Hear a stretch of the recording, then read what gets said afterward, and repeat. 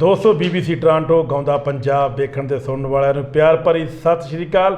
ਚੰਡੀਗੜ੍ਹ ਦੇ ਸਟੂਡੀਓ ਵਿੱਚੋਂ ਮੈਂ ਕੁਲਵੰਤ ਸਿੰਘ ਗਿੱਲ ਇੱਕ ਵਾਰੀ ਫੇਰ ਪੰਜਾਬੀ ਦੀਆਂ ਖਬਰਾਂ ਲੈ ਕੇ ਹਾਜ਼ਰ ਹੋ ਚੁੱਕਿਆ। ਸੋ ਸਭ ਤੋਂ ਪਹਿਲਾਂ ਨਜ਼ਰ ਮਾਰਦੇ ਹਾਂ ਅੱਜ ਦੀਆਂ ਚੋਣਵੀਆਂ ਖਬਰਾਂ ਤੇ।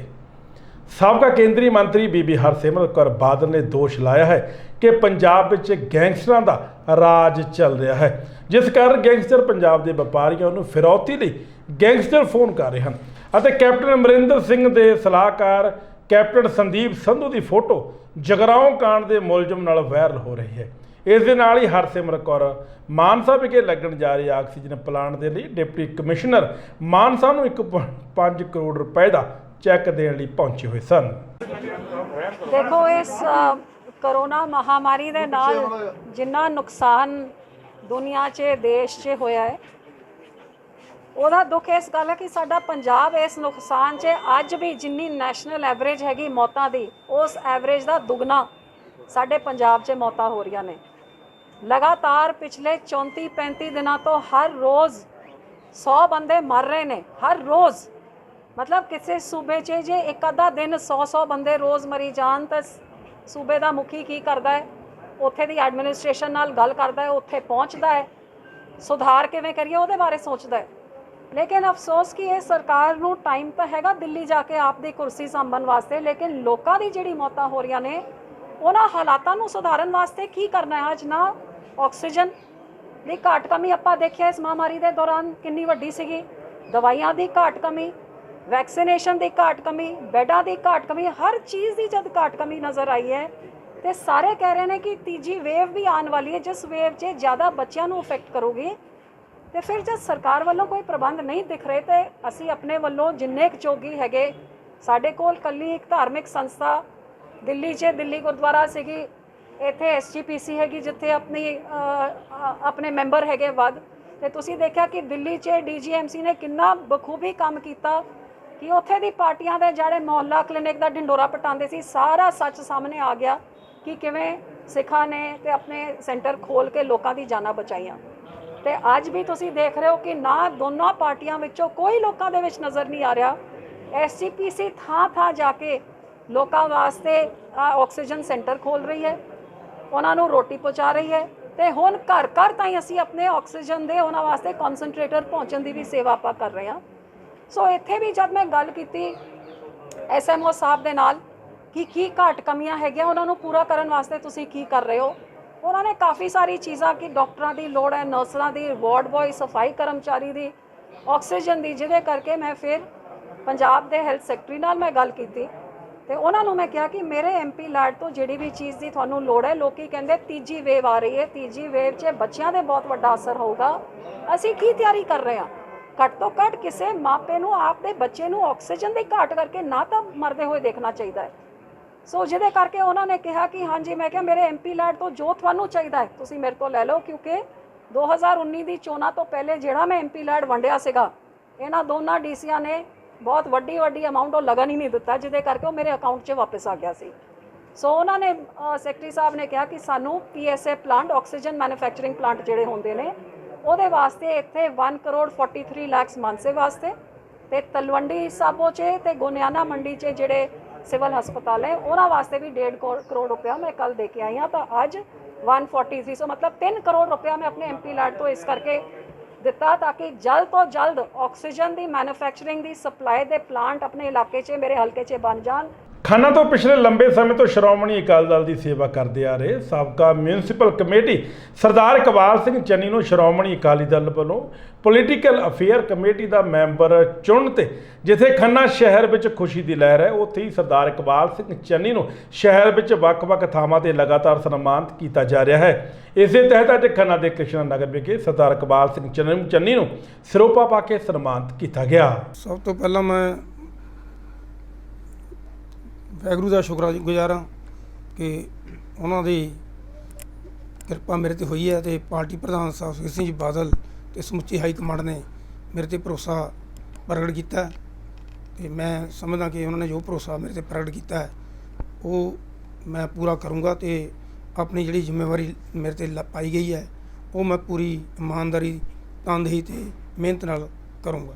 ਅਕਾਲੀ ਦਲ ਹੀ ਇੱਕ ਅਜਿਹੀ ਪਾਰਟੀ ਜਿਹਦੇ ਕੋਲ ਮੁੱਦੇ ਨੇ, ਬਾਕੀ ਜਿਹੜੀਆਂ ਪਾਰਟੀਆਂ ਨੇ ਉਹ ਮੁੱਦਾ ਵਿਹੀਨ ਹੋ ਚੁੱਕੀਆਂ ਨੇ, ਕਿਉਂਕਿ ਕਾਂਗਰਸ ਝੂਠ ਬੋਲ ਕੇ ਸੱਤਾ 'ਚ ਆਈ ਸੀ, ਕੈਪਟਨ ਨੇ ਝੂਠੇ ਲਾਰੇ ਲਾਏ ਸੀ। ਜਿਹੜਾ ਸਾਰੇ ਪੰਜਾਬ ਨੂੰ ਪਤਾ ਹੈ, ਨਸ਼ੇ ਖਤਮ ਕਰਨ ਦਾ, ਰੇਤ ਮਾਫੀਆ ਖਤਮ ਕਰਨ ਦਾ, ਘਰ ਘਰ ਨੌਕਰੀ ਦੇਣ ਦਾ, ਉਹਨੇ ਜਿੰਨੇ ਵੀ ਵਾਅਦੇ ਕੀਤੇ ਸੀ ਉਹਨਾਂ 'ਚੋਂ ਕੋਈ ਵੀ ਵਾਅਦਾ ਉਹ ਪੂਰਾ ਨਹੀਂ ਕਰ ਸਕਿਆ। ਅਤੇ ਇਸ ਕਰਕੇ ਲੋਕ ਕਾਂਗਰਸ ਸਰਕਾਰ ਤੋਂ ਬਹੁਤ ਦੁਖੀ ਨੇ। ਅਤੇ ਦੂਜੇ ਪਾਸੇ ਜੋ ਆਪ ਪਾਰਟੀ ਸੀ ਉਸਨੇ ਆਪਣੀ ਬੁਲੰਦੀ ਦੇ ਟਾਈਮ 'ਚ ਉਦੋਂ ਕੁਛ ਨਹੀਂ ਹੋਇਆ, ਅਤੇ ਹੁਣ ਤਾਂ ਉਹਦਾ ਹਾਲ ਸਾਰਿਆਂ ਨੂੰ ਪਤਾ ਹੈ। ਇਸ ਲਈ ਅਤੇ ਪੰਜਾਬ ਜਿਹੜੀ ਅਕਾਲੀ ਦਲ ਹੈ, ਸਾਰੇ ਮੁੱਦੇ ਉਹਨਾਂ ਦੇ ਕੋਲ, ਅਤੇ ਮੁੱਦਿਆਂ 'ਤੇ ਜਿਹੜੀ ਇਲੈਕਸ਼ਨ ਲੜੀ ਜਾਣੀ ਹੈ, ਉਹ ਚਾਹੇ ਕੋਵਿਡ ਵਿੱਚ ਸੇਵਾ ਦਾ ਮੁੱਦਾ ਹੋਵੇ, ਚਾਹੇ ਪੰਜਾਬ ਦੀ ਡਿਵੈਲਪਮੈਂਟ ਦਾ ਮੁੱਦਾ ਹੋਵੇ, ਚਾਹੇ ਪਬਲਿਕ ਦੀ ਸੇਵਾ ਕਰਨ ਦਾ ਮੁੱਦਾ ਹੋਵੇ, ਚਾਹੇ ਦੇਸ਼ ਦੇ ਹਿੱਤਾਂ ਦੀ ਰਾਖੀ ਹੋਵੇ, ਚਾਹੇ ਕਿਸਾਨਾਂ ਦੀ ਹਮਾਇਤ ਹੋਵੇ, ਹਰ ਪਾਸੇ ਅਕਾਲੀ ਦਲ ਦੇ ਜਿਹੜੇ ਮੁੱਦੇ ਨੇ ਉਹ ਮਜ਼ਬੂਤ ਨੇ। ਕਿੱਦਾਂ ਦੇਖਦੇ ਇਹ ਤਾਂ ਇੱਕ ਡਰਾਮੇਬਾਜ਼ੀ ਹੈ। 4.5 ਸਾਲ ਲੰਘ ਗਏ, ਜਦ ਕਿ ਉਹਨੇ ਸ਼ੁਰੂ ਵਿੱਚ ਇਹ ਕਿਹਾ ਸੀਗਾ ਮੈਂ ਜਿਹੜੇ ਪੰਜਾਬ 'ਚ ਸਾਰੀ ਬਿਜਲੀ ਹੈ ਉਹ 5 ਰੁਪਏ ਕਰੂੰਗਾ। ਅੱਜ ਜਿਹੜੀ ਕਮਰਸ਼ੀਅਲ ਬਿਜਲੀ ਹੈ ਉਹ 9.5 ਰੁਪਏ ਯੂਨਿਟ ਪੈ ਰਹੀ ਹੈ, ਇੰਡਸਟਰੀ ਬਿਜਲੀ ਵੀ 9.5 ਰੁਪਏ ਯੂਨਿਟ ਪੈ ਰਹੀ ਹੈ, ਘਰੇਲੂ ਬਿਜਲੀ ਵੀ ਜਿਹੜੀ 300 ਯੂਨਿਟ ਤੱਕ ਹੈ ਉਹ 'ਤੇ ਸਿਰਫ ਇਹਨਾਂ ਨੇ ਥੋੜ੍ਹੇ ਬਹੁਤੇ ਪੈਸੇ ਘਟਾਏ ਨੇ। ਜੇ 500-700 ਯੂਨਿਟ ਜਿਹੜੀ ਬੰਦੇ ਦੇ ਬਿਜਲੀ ਲੱਗਦੀ ਹੈ ਯੂਨਿਟਾਂ, ਜਿਹਦੇ ਘਰ ਪਰਿਵਾਰ ਇਕੱਠਾ ਹੈ, 3 ਫੈਮਿਲੀ ਇੱਕੋ ਪਰਿਵਾਰ 'ਚ ਰਹਿੰਦੀਆਂ ਨੇ, ਉਹ ਤਕਰੀਬਨ 1000 ਯੂਨਿਟ ਹੋ ਜਾਂਦੀ ਹੈ, ਅਤੇ 9 ਰੁਪਏ ਯੂਨਿਟ ਤੋਂ ਉੱਪਰ ਉਹਨਾਂ ਨੂੰ ਉਹਦਾ ਖਰਚਾ ਪੈਂਦਾ। ਬਿਲਕੁਲ ਡਰਾਮੇਬਾਜ਼ੀ ਕੀਤੀ ਗਈ ਹੈ, ਲੋਕਾਂ ਨੂੰ ਬੇਵਕੂਫ ਬਣਾਉਣ ਦੀ ਇਹ ਕੋਸ਼ਿਸ਼ ਹੈ। ਰਾਜੀਵ ਗਾਂਧੀ ਦਾ ਬੁੱਤ ਬਰਹੂਮ ਮੁੱਖ ਮੰਤਰੀ ਪੰਜਾਬ ਬੇਅੰਤ ਸਿੰਘ ਦੇ ਬੁੱਤ ਪੰਜਾਬ ਦੇ ਹਰ ਜ਼ਿਲ੍ਹਿਆਂ ਵਿੱਚ ਸਥਾਪਿਤ ਕਰਨ ਲਈ ਅੱਜ ਕੁੱਲ ਹਿੰਦ ਕਾਂਗਰਸ ਕਮੇਟੀ ਕਿਸਾਨ ਕਾਂਗਰਸ ਦੇ ਰਾਸ਼ਟਰੀ ਸੰਯੁਕਤ ਕੋਆਰਡੀਨੇਟਰ ਸ਼੍ਰੀ ਗੁਰਸਿਮਰਨ ਸਿੰਘ ਨੇ ਫਤਿਹਗੜ੍ਹ ਸਾਹਿਬ ਦੀ ਡੀਸੀ ਅੰਮ੍ਰਿਤ ਕੌਰ ਗਿੱਲ ਨੂੰ ਮੈਮੋਰੈਂਡਮ ਸੌਂਪਿਆ ਹੈ। ਇਸ ਸਮੇਂ ਗੁਰਸਿਮਰਨ ਸਿੰਘ ਨੇ ਕਿਹਾ ਕਿ ਜੇਕਰ ਬੁੱਤ ਲਗਾਉਣ ਦਾ ਕੰਮ ਸ਼ੁਰੂ ਨਹੀਂ ਕੀਤਾ ਜਾਂਦਾ, ਅਸੀਂ ਵੱਡੇ ਨੇਤਾਵਾਂ ਦੇ ਦੇਸ਼ ਦੀ ਏਕਤਾ ਤੇ ਅਖੰਡਤਾ ਨੂੰ ਆਪਣੇ ਨਿੱਜੀ ਖਰਚੇ ਤੇ ਬੁੱਤਾਂ ਦੀ ਸਥਾਪਨਾ ਕਰਾਂਗੇ। ਪਰ ਸਾਨੂੰ ਭਰੋਸਾ ਹੈ ਕਿ ਪੰਜਾਬ ਸਰਕਾਰ ਜਲਦੀ ਇਹਨਾਂ ਨੇਤਾਵਾਂ ਦੇ ਬੁੱਤ ਹਰ ਜ਼ਿਲ੍ਹੇ ਵਿੱਚ ਬਣਵਾਉਣਗੇ। ਗੁਰਸਿਮਰਨ ਸਿੰਘ ਮਾਨ ਆਲ ਇੰਡੀਆ ਕਾਂਗਰਸ ਤੋਂ, ਨੈਸ਼ਨਲ ਜੁਆਇੰਟ ਕੋਆਰਡੀਨੇਟਰ ਕਿਸਾਨ ਕਾਂਗਰਸ ਤੋਂ। ਅਸੀਂ ਇੱਕ ਮੁਹਿੰਮ ਚਲਾਈ ਆ ਸਾਰੇ ਪੰਜਾਬ ਵਿੱਚ। ਪਹਿਲਾਂ ਲੁਧਿਆਣਾ ਡੀਸੀ ਦਫ਼ਤਰ ਵਿਖੇ ਮੈਮੋਰੈਂਡਮ ਦਿੱਤਾ ਗਿਆ, ਜਿਸ ਵਿੱਚ ਉਹ ਮੈਮੋਰੈਂਡਮ ਦਾ ਮੰਗ ਸੀ ਇਹ ਕਿ ਸ਼੍ਰੀਮਤੀ ਇੰਦਰਾ ਗਾਂਧੀ ਜੀ ਅਤੇ ਸ਼੍ਰੀ ਰਾਜੀਵ ਗਾਂਧੀ ਜੀ, ਸਾਹਿਬ ਬੇਅੰਤ ਸਿੰਘ ਜੀ ਦੇ ਵੀ ਹਰ ਜ਼ਿਲ੍ਹਿਆਂ 'ਚ ਬੁੱਤ ਲਗਾਏ ਜਾਣ ਜਿੱਥੇ ਨਹੀਂ ਹੈਗੇ, ਕਿਉਂਕਿ ਜਿਹੜੀ ਡੈਥ ਐਨਵਰਸਰੀ ਹੁੰਦੀ ਹੈ ਜਾਂ ਬਰਥ ਐਨਵਰਸਰੀ ਹੁੰਦੀ ਹੈ ਸਾਡੇ ਸ਼ਹੀਦਾਂ ਦੀ, ਇਹਨਾਂ ਦੀ, ਅਤੇ ਉਹ ਮਨਾਈ ਜਾਣ। ਕਿਉਂਕਿ ਜਿਨ੍ਹਾਂ ਦੀ ਆਸਥਾ ਨੇ, ਚਾਹੇ ਕਾਂਗਰਸ ਪਾਰਟੀ ਨੇ, ਚਾਹੇ ਜਿੰਨੇ ਵੀ ਲੋਕ ਨੇ ਜਿਨ੍ਹਾਂ ਦੀ ਆਸਥਾ ਨੇ ਸਾਡੇ ਸ਼ਹੀਦਾਂ ਦੇ ਪ੍ਰਤੀ, ਨੇਤਾਵਾਂ ਦੇ ਪ੍ਰਤੀ, ਉਹਨਾਂ ਦੇ ਬੁੱਤ ਲਗਾਏ ਜਾਣ। ਸਾਰੇ ਡਿਪਟੀ ਕਮਿਸ਼ਨਰ ਮੰਗ ਪੱਤਰ ਦੇ ਰਹੇ ਹਾਂ ਅਸੀਂ। ਉਸ ਤੋਂ ਬਾਅਦ ਸਾਰੇ ਇਕੱਠੇ ਕਰਕੇ ਫਿਰ ਚੀਫ ਸੈਕਟਰੀ ਸਾਹਿਬ ਪੰਜਾਬ ਨੂੰ ਦਿੱਤਾ ਜਾਊਗਾ ਉਹਨਾਂ ਦਾ ਮੈਮੋਰੈਂਡਮ। ਜੀ, ਗੁਰਦਾਸਪੁਰ ਵਿੱਚ ਇੱਕ ਵੀਡੀਓ ਸੋਸ਼ਲ ਮੀਡੀਆ ਤੇ ਖੂਬ ਵਾਇਰਲ ਹੋ ਰਹੀ ਹੈ, ਜਿਸ ਵਿੱਚ ਕੁਝ ਨੌਜਵਾਨ ਅਤੇ ਮਹਿਲਾਵਾਂ ਲੜਦੀਆਂ ਹੋਈਆਂ ਨਜ਼ਰ ਆ ਰਹੀਆਂ ਹਨ। ਜਾਂਚ ਪੜਤਾਲ ਕਰਨ ਦੇ ਪਤਾ ਲੱਗਿਆ ਹੈ ਕਿ ਇਹ ਵਾਇਰਲ ਵੀਡੀਓ ਗੁਰਦਾਸਪੁਰ ਦੇ ਪਿੰਡ ਬਰਨਾਲਾ ਦੀ ਹੈ, ਜਿੱਥੇ ਅਵਾਰਾ ਕੁੱਤਿਆਂ ਨੂੰ ਰੋਟੀ ਪਾਉਣ ਤੇ 2 ਪਰਿਵਾਰਾਂ ਵਿੱਚ ਖੂਨੀ ਝੜਪ ਹੋਈ ਹੈ ਤੇ ਇਸ ਝੜਪ ਵਿੱਚ ਦੋਹਾਂ ਪਰਿਵਾਰਾਂ ਦੇ 2-2 ਵਿਅਕਤੀ ਜ਼ਖਮੀ ਹੋ ਗਏ। ਇਹਨਾਂ ਦਾ ਗੁਰਦਾਸਪੁਰ ਦੇ ਸਰਕਾਰੀ ਹਸਪਤਾਲ ਵਿੱਚ ਇਲਾਜ ਚੱਲ ਰਿਹਾ ਹੈ। ਮੇਰਾ ਪਿੰਡ ਬਰਨਾਲਾ ਹੈ ਜੀ। ਮੇਰੇ ਸਿਸਟਰ ਤੇ ਮੇਰੇ ਮਦਰ ਜਾ ਰਹੇ ਸੀ ਕੁੱਤੇ ਨੂੰ ਰੋਟੀ ਪਾਉਣ, ਲਾਗੇ ਪਿੰਡ ਪੈਂਦਾ ਬਾਬੋਵਾਲ। ਉੱਥੇ ਮੇਰੇ ਇਹਨਾਂ ਨੇ ਕਹਿੰਦੇ ਜਿਹਨਾਂ ਨਾਲ ਲੜਾਈ ਹੋਈ ਆ, ਉਹ ਕਹਿੰਦੇ ਕਿ ਇੱਥੇ ਕੁੱਤੇ ਨੂੰ ਰੋਟੀ ਨਹੀਂ ਪਾਣੀ ਹੈ ਨਾ। ਅਤੇ ਉਹ ਬਾਬਾ ਬੋਲੇ ਉਹਨਾਂ ਨੂੰ, ਮੇਰੇ ਸਿਸਟਰ ਅਤੇ ਮੇਰੇ ਮਦਰ ਘਰ ਆ ਗਏ। ਫਿਰ ਮੇਰੇ ਦਾਦੀ ਅੰਮਾ ਉਹਨਾਂ ਨਾਲ ਗੱਲ ਕਰਨ ਗਏ ਅਤੇ ਮੇਰੀ ਦਾਦੀ ਅੰਮਾ ਦੇ ਹੱਥ ਹੀ ਪੈ ਗਏ ਉਹ। ਫਿਰ ਸਾਨੂੰ ਫੋਨ ਆਇਆ ਕਿ ਇੱਦਾਂ ਗੱਲ ਹੋਈ, ਉਹਨਾਂ ਦੇ ਹੱਥ ਹੀ ਪੈ ਗਏ। ਫਿਰ ਮੈਂ ਅਤੇ ਮੇਰੀ ਸਿਸਟਰ ਗਏ, ਉਹਨਾਂ ਨੇ ਮੈਨੂੰ ਵੀ ਕੁੱਟਿਆ ਅਤੇ ਮੇਰੀ ਸਿਸਟਰ ਨੇ ਵੀਡੀਓ ਵੀ ਬਣਾਈ ਉਹਨਾਂ ਦੇ ਖਿਲਾਫ ਜੋ ਸਾਡੀ ਕੁੱਟਮਾਰ ਹੋਈ। ਸਾਡੀ ਚੈਨੀਆਂ ਵੀ ਖੋਲੀਆਂ, ਉਹਨਾਂ ਨੇ ਖੋਹਣ ਦੀ ਕੋਸ਼ਿਸ਼ ਕੀਤੀ ਹੈ। ਬੰਦੇ ਲਾਗੇ ਗੁਰਨਾਮ ਸਿੰਘ ਆ, ਰੇਲਵੇ 'ਚ ਨੌਕਰੀ ਕਰਦਾ ਹੈ ਕੋਈ, ਉਹਨਾਂ ਦੇ ਸਾਰਾ ਪਰਿਵਾਰ ਹੈ ਜੀ। ਲਾਗੇ ਆਂਢ ਗੁਆਂਢ ਵੀ ਹੈ। ਗੱਲ ਕੁੱਤੇ ਨੂੰ ਰੋਟੀ ਪਾਉਣ ਗਏ ਸੀ, ਉਹ ਕਹਿੰਦੇ ਕਿ ਇੱਥੇ ਰੋਟੀ ਨਹੀਂ ਪਾਣੀ ਕੁੱਤੇ ਨੂੰ। ਇਹ ਨਹੀਂ ਰੀਜ਼ਨ ਪਤਾ ਜੀ। ਉਹ ਕਹਿੰਦੇ ਕਿ ਕੁੱਤੇ ਨੂੰ ਰੋਂਦੇ ਆ ਇੱਥੇ ਰਾਤ ਨੂੰ, ਜਿਹੜੇ ਰੋਟੀ ਪਾ ਕੇ ਜਾਂਦੇ ਤੇ। ਚੌਂਕ ਸਾਡਾ ਘਰ ਆ ਚੌਂਕ ਵਿੱਚ।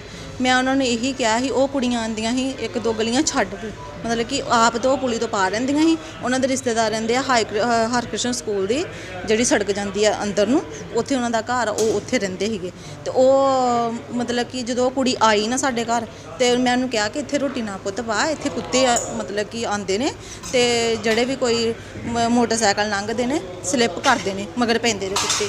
ਅਤੇ ਮੈਂ ਉਹਨੂੰ ਕਿਹਾ ਇੱਥੇ ਨਾ ਪਾ, ਤੂੰ ਉੱਥੇ ਪਾ, ਥੋੜ੍ਹੀ ਹਟਾਵੀਂ ਪਾ ਦੇ, ਰੋਟੀ ਪਾਣੀ ਤੋਂ ਥੋੜ੍ਹੀ ਹਟਾਵੀਂ ਪਾ ਦੇ। ਅਤੇ ਕਹਿੰਦੀ ਮੈਂ ਤਾਂ ਇੱਥੇ ਪਾਣੀ ਆ, ਮੈਂ ਤਾਂ ਇੱਥੇ ਹੀ ਪਾਉਣੀ ਆ ਇੱਥੇ। ਇੰਨੇ 'ਚ ਹੀ ਉਹਨੇ ਪਤਾ ਨਹੀਂ ਮੈਨੂੰ ਲੱਗਾ ਕਿਹੜੇ ਵੇਲੇ ਉਹਨੇ ਫੋਨ ਕਰਤਾ, ਮੁੰਡੇ ਸੱਦ ਲਏ ਤੇ ਮੇਰੇ ਹੱਥੀ ਪੈ ਗਈ ਤੇ ਮੈਨੂੰ ਪਤਾ ਨਹੀਂ ਲੱਗਾ। ਇਹ ਮੈਨੂੰ ਬਚਾਉਣ ਵਾਸਤੇ ਆ ਗਏ, ਮੇਰੇ ਹਸਬੰਡ ਆ ਗਏ, ਮੇਰੀ ਕੁੜੀ ਆ ਗਈ। ਉਹ ਸਾਡੇ ਘਰ ਦੇ ਬੂਹੇ ਦੇ ਅੱਗੇ ਵਾਪਰੀ। ਸਾਡਾ ਘਰ ਆ ਉਹ, ਬਿਲਕੁਲ ਸਾਡਾ ਘਰ, ਸਾਡੇ ਘਰ ਆਣ ਕੇ ਉਹਨਾਂ ਨੇ ਗੇਟ ਖੋਲ੍ਹਣ ਦੀ ਕੋਸ਼ਿਸ਼ ਕੀਤੀ, ਸਾਨੂੰ ਮਾਰਨ ਦੀ ਕੋਸ਼ਿਸ਼ ਕੀਤੀ, ਹੱਥ ਵਿੱਚ ਡਾਟ ਲੈ ਕੇ ਆਏ, ਮੁੰਡੇ ਨਾਲ ਲਿਆਂਦੇ ਦੇ ਉਹਨਾਂ ਨੇ, ਉਹ ਉਹਨਾਂ ਨੇ ਕੀਤੀ, ਅਸੀਂ ਨਹੀਂ ਕੀਤੀ। ਸਾਡੇ ਕੋਲ ਫੋਨ ਹੀ ਨਹੀਂ, ਸਾਨੂੰ ਤਾਂ ਇੰਨਾ ਥੋੜੀ ਪਤਾ ਸੀ ਕਿ ਅਸੀਂ ਵੀਡੀਓ ਬਣਾਈਏ, ਅਸੀਂ ਵਾਇਰਲ ਨਹੀਂ ਕੀਤੀ, ਉਹ ਉਹਨਾਂ ਦਾ ਫੋਨ ਸੀਗਾ, ਉਹਨਾਂ ਨੇ ਵਾਇਰਲ ਕੀਤੀ। ਸ਼੍ਰੀ ਅਕਾਲ ਤਖਤ ਸਾਹਿਬ ਦੇ ਜਥੇਦਾਰ ਗਿਆਨੀ ਹਰਪ੍ਰੀਤ ਸਿੰਘ ਨੇ ਕਿਹਾ ਕਿ ਜੂਨ 1984 ਦੇ ਦੌਰਾਨ ਵਾਪਰੇ ਘੱਲੂਘਾਰੇ ਦਾ ਰਿਕਾਰਡ ਅਕਾਲ ਤਖਤ ਸਾਹਿਬ ਵੱਲੋਂ ਇਕੱਠਾ ਕੀਤਾ ਜਾਵੇਗਾ। ਹੋਵੇ ਚਸ਼ਮਦੀਦ ਇਸ ਦੇ ਸ਼ਿਕਾਰ ਹੋਏ ਹਨ, ਉਹਨਾਂ ਆਪਣਾ ਰਿਕਾਰਡ ਇੱਕ ਵੀਡੀਓ ਦੇ ਰੂਪ ਵਿੱਚ ਜਲਦ ਤੋਂ ਜਲਦ ਸ਼੍ਰੀ ਅਕਾਲ ਤਖਤ ਸਾਹਿਬ ਵਿਖੇ ਜਮ੍ਹਾਂ ਕਰਵਾਉਣ। ਅੱਜ ਸਾਬਕਾ ਫੈਡਰੇਸ਼ਨ ਆਗੂ ਤੇ ਅਕਾਲ ਤਖਤ ਸਾਹਿਬ ਵੱਲੋਂ ਸਨਮਾਨਿਤ ਸ਼ਖਸੀਅਤ ਹਰਵਿੰਦਰ ਸਿੰਘ ਖਾਲਸਾ ਦੇ ਗ੍ਰਹਿ ਵਿਖੇ ਪਹੁੰਚੇ ਗਿਆਨੀ ਹਰਪ੍ਰੀਤ ਸਿੰਘ ਨੇ ਹਰਵਿੰਦਰ ਸਿੰਘ ਖਾਲਸਾ ਪਾਸੋਂ 1984 ਤੋਂ ਪਹਿਲਾਂ ਤੇ ਬਾਅਦ ਦੀ ਸਾਰੀ ਜਾਣਕਾਰੀ ਹਾਸਲ ਕੀਤੀ ਅਤੇ ਕਿਹਾ ਕਿ ਉਹ ਗੱਲਾਂ ਕਿਤਾਬਾਂ 'ਚੋਂ ਪ੍ਰਾਪਤ ਨਹੀਂ ਕੀਤੀਆਂ ਜਾ ਸਕਦੀਆਂ ਜੋ ਹਰਵਿੰਦਰ ਸਿੰਘ ਖਾਲਸਾ ਦੀ ਜ਼ੁਬਾਨੀ ਸੁਣੀਆਂ ਜਾ ਸਕਦੀਆਂ ਹਨ।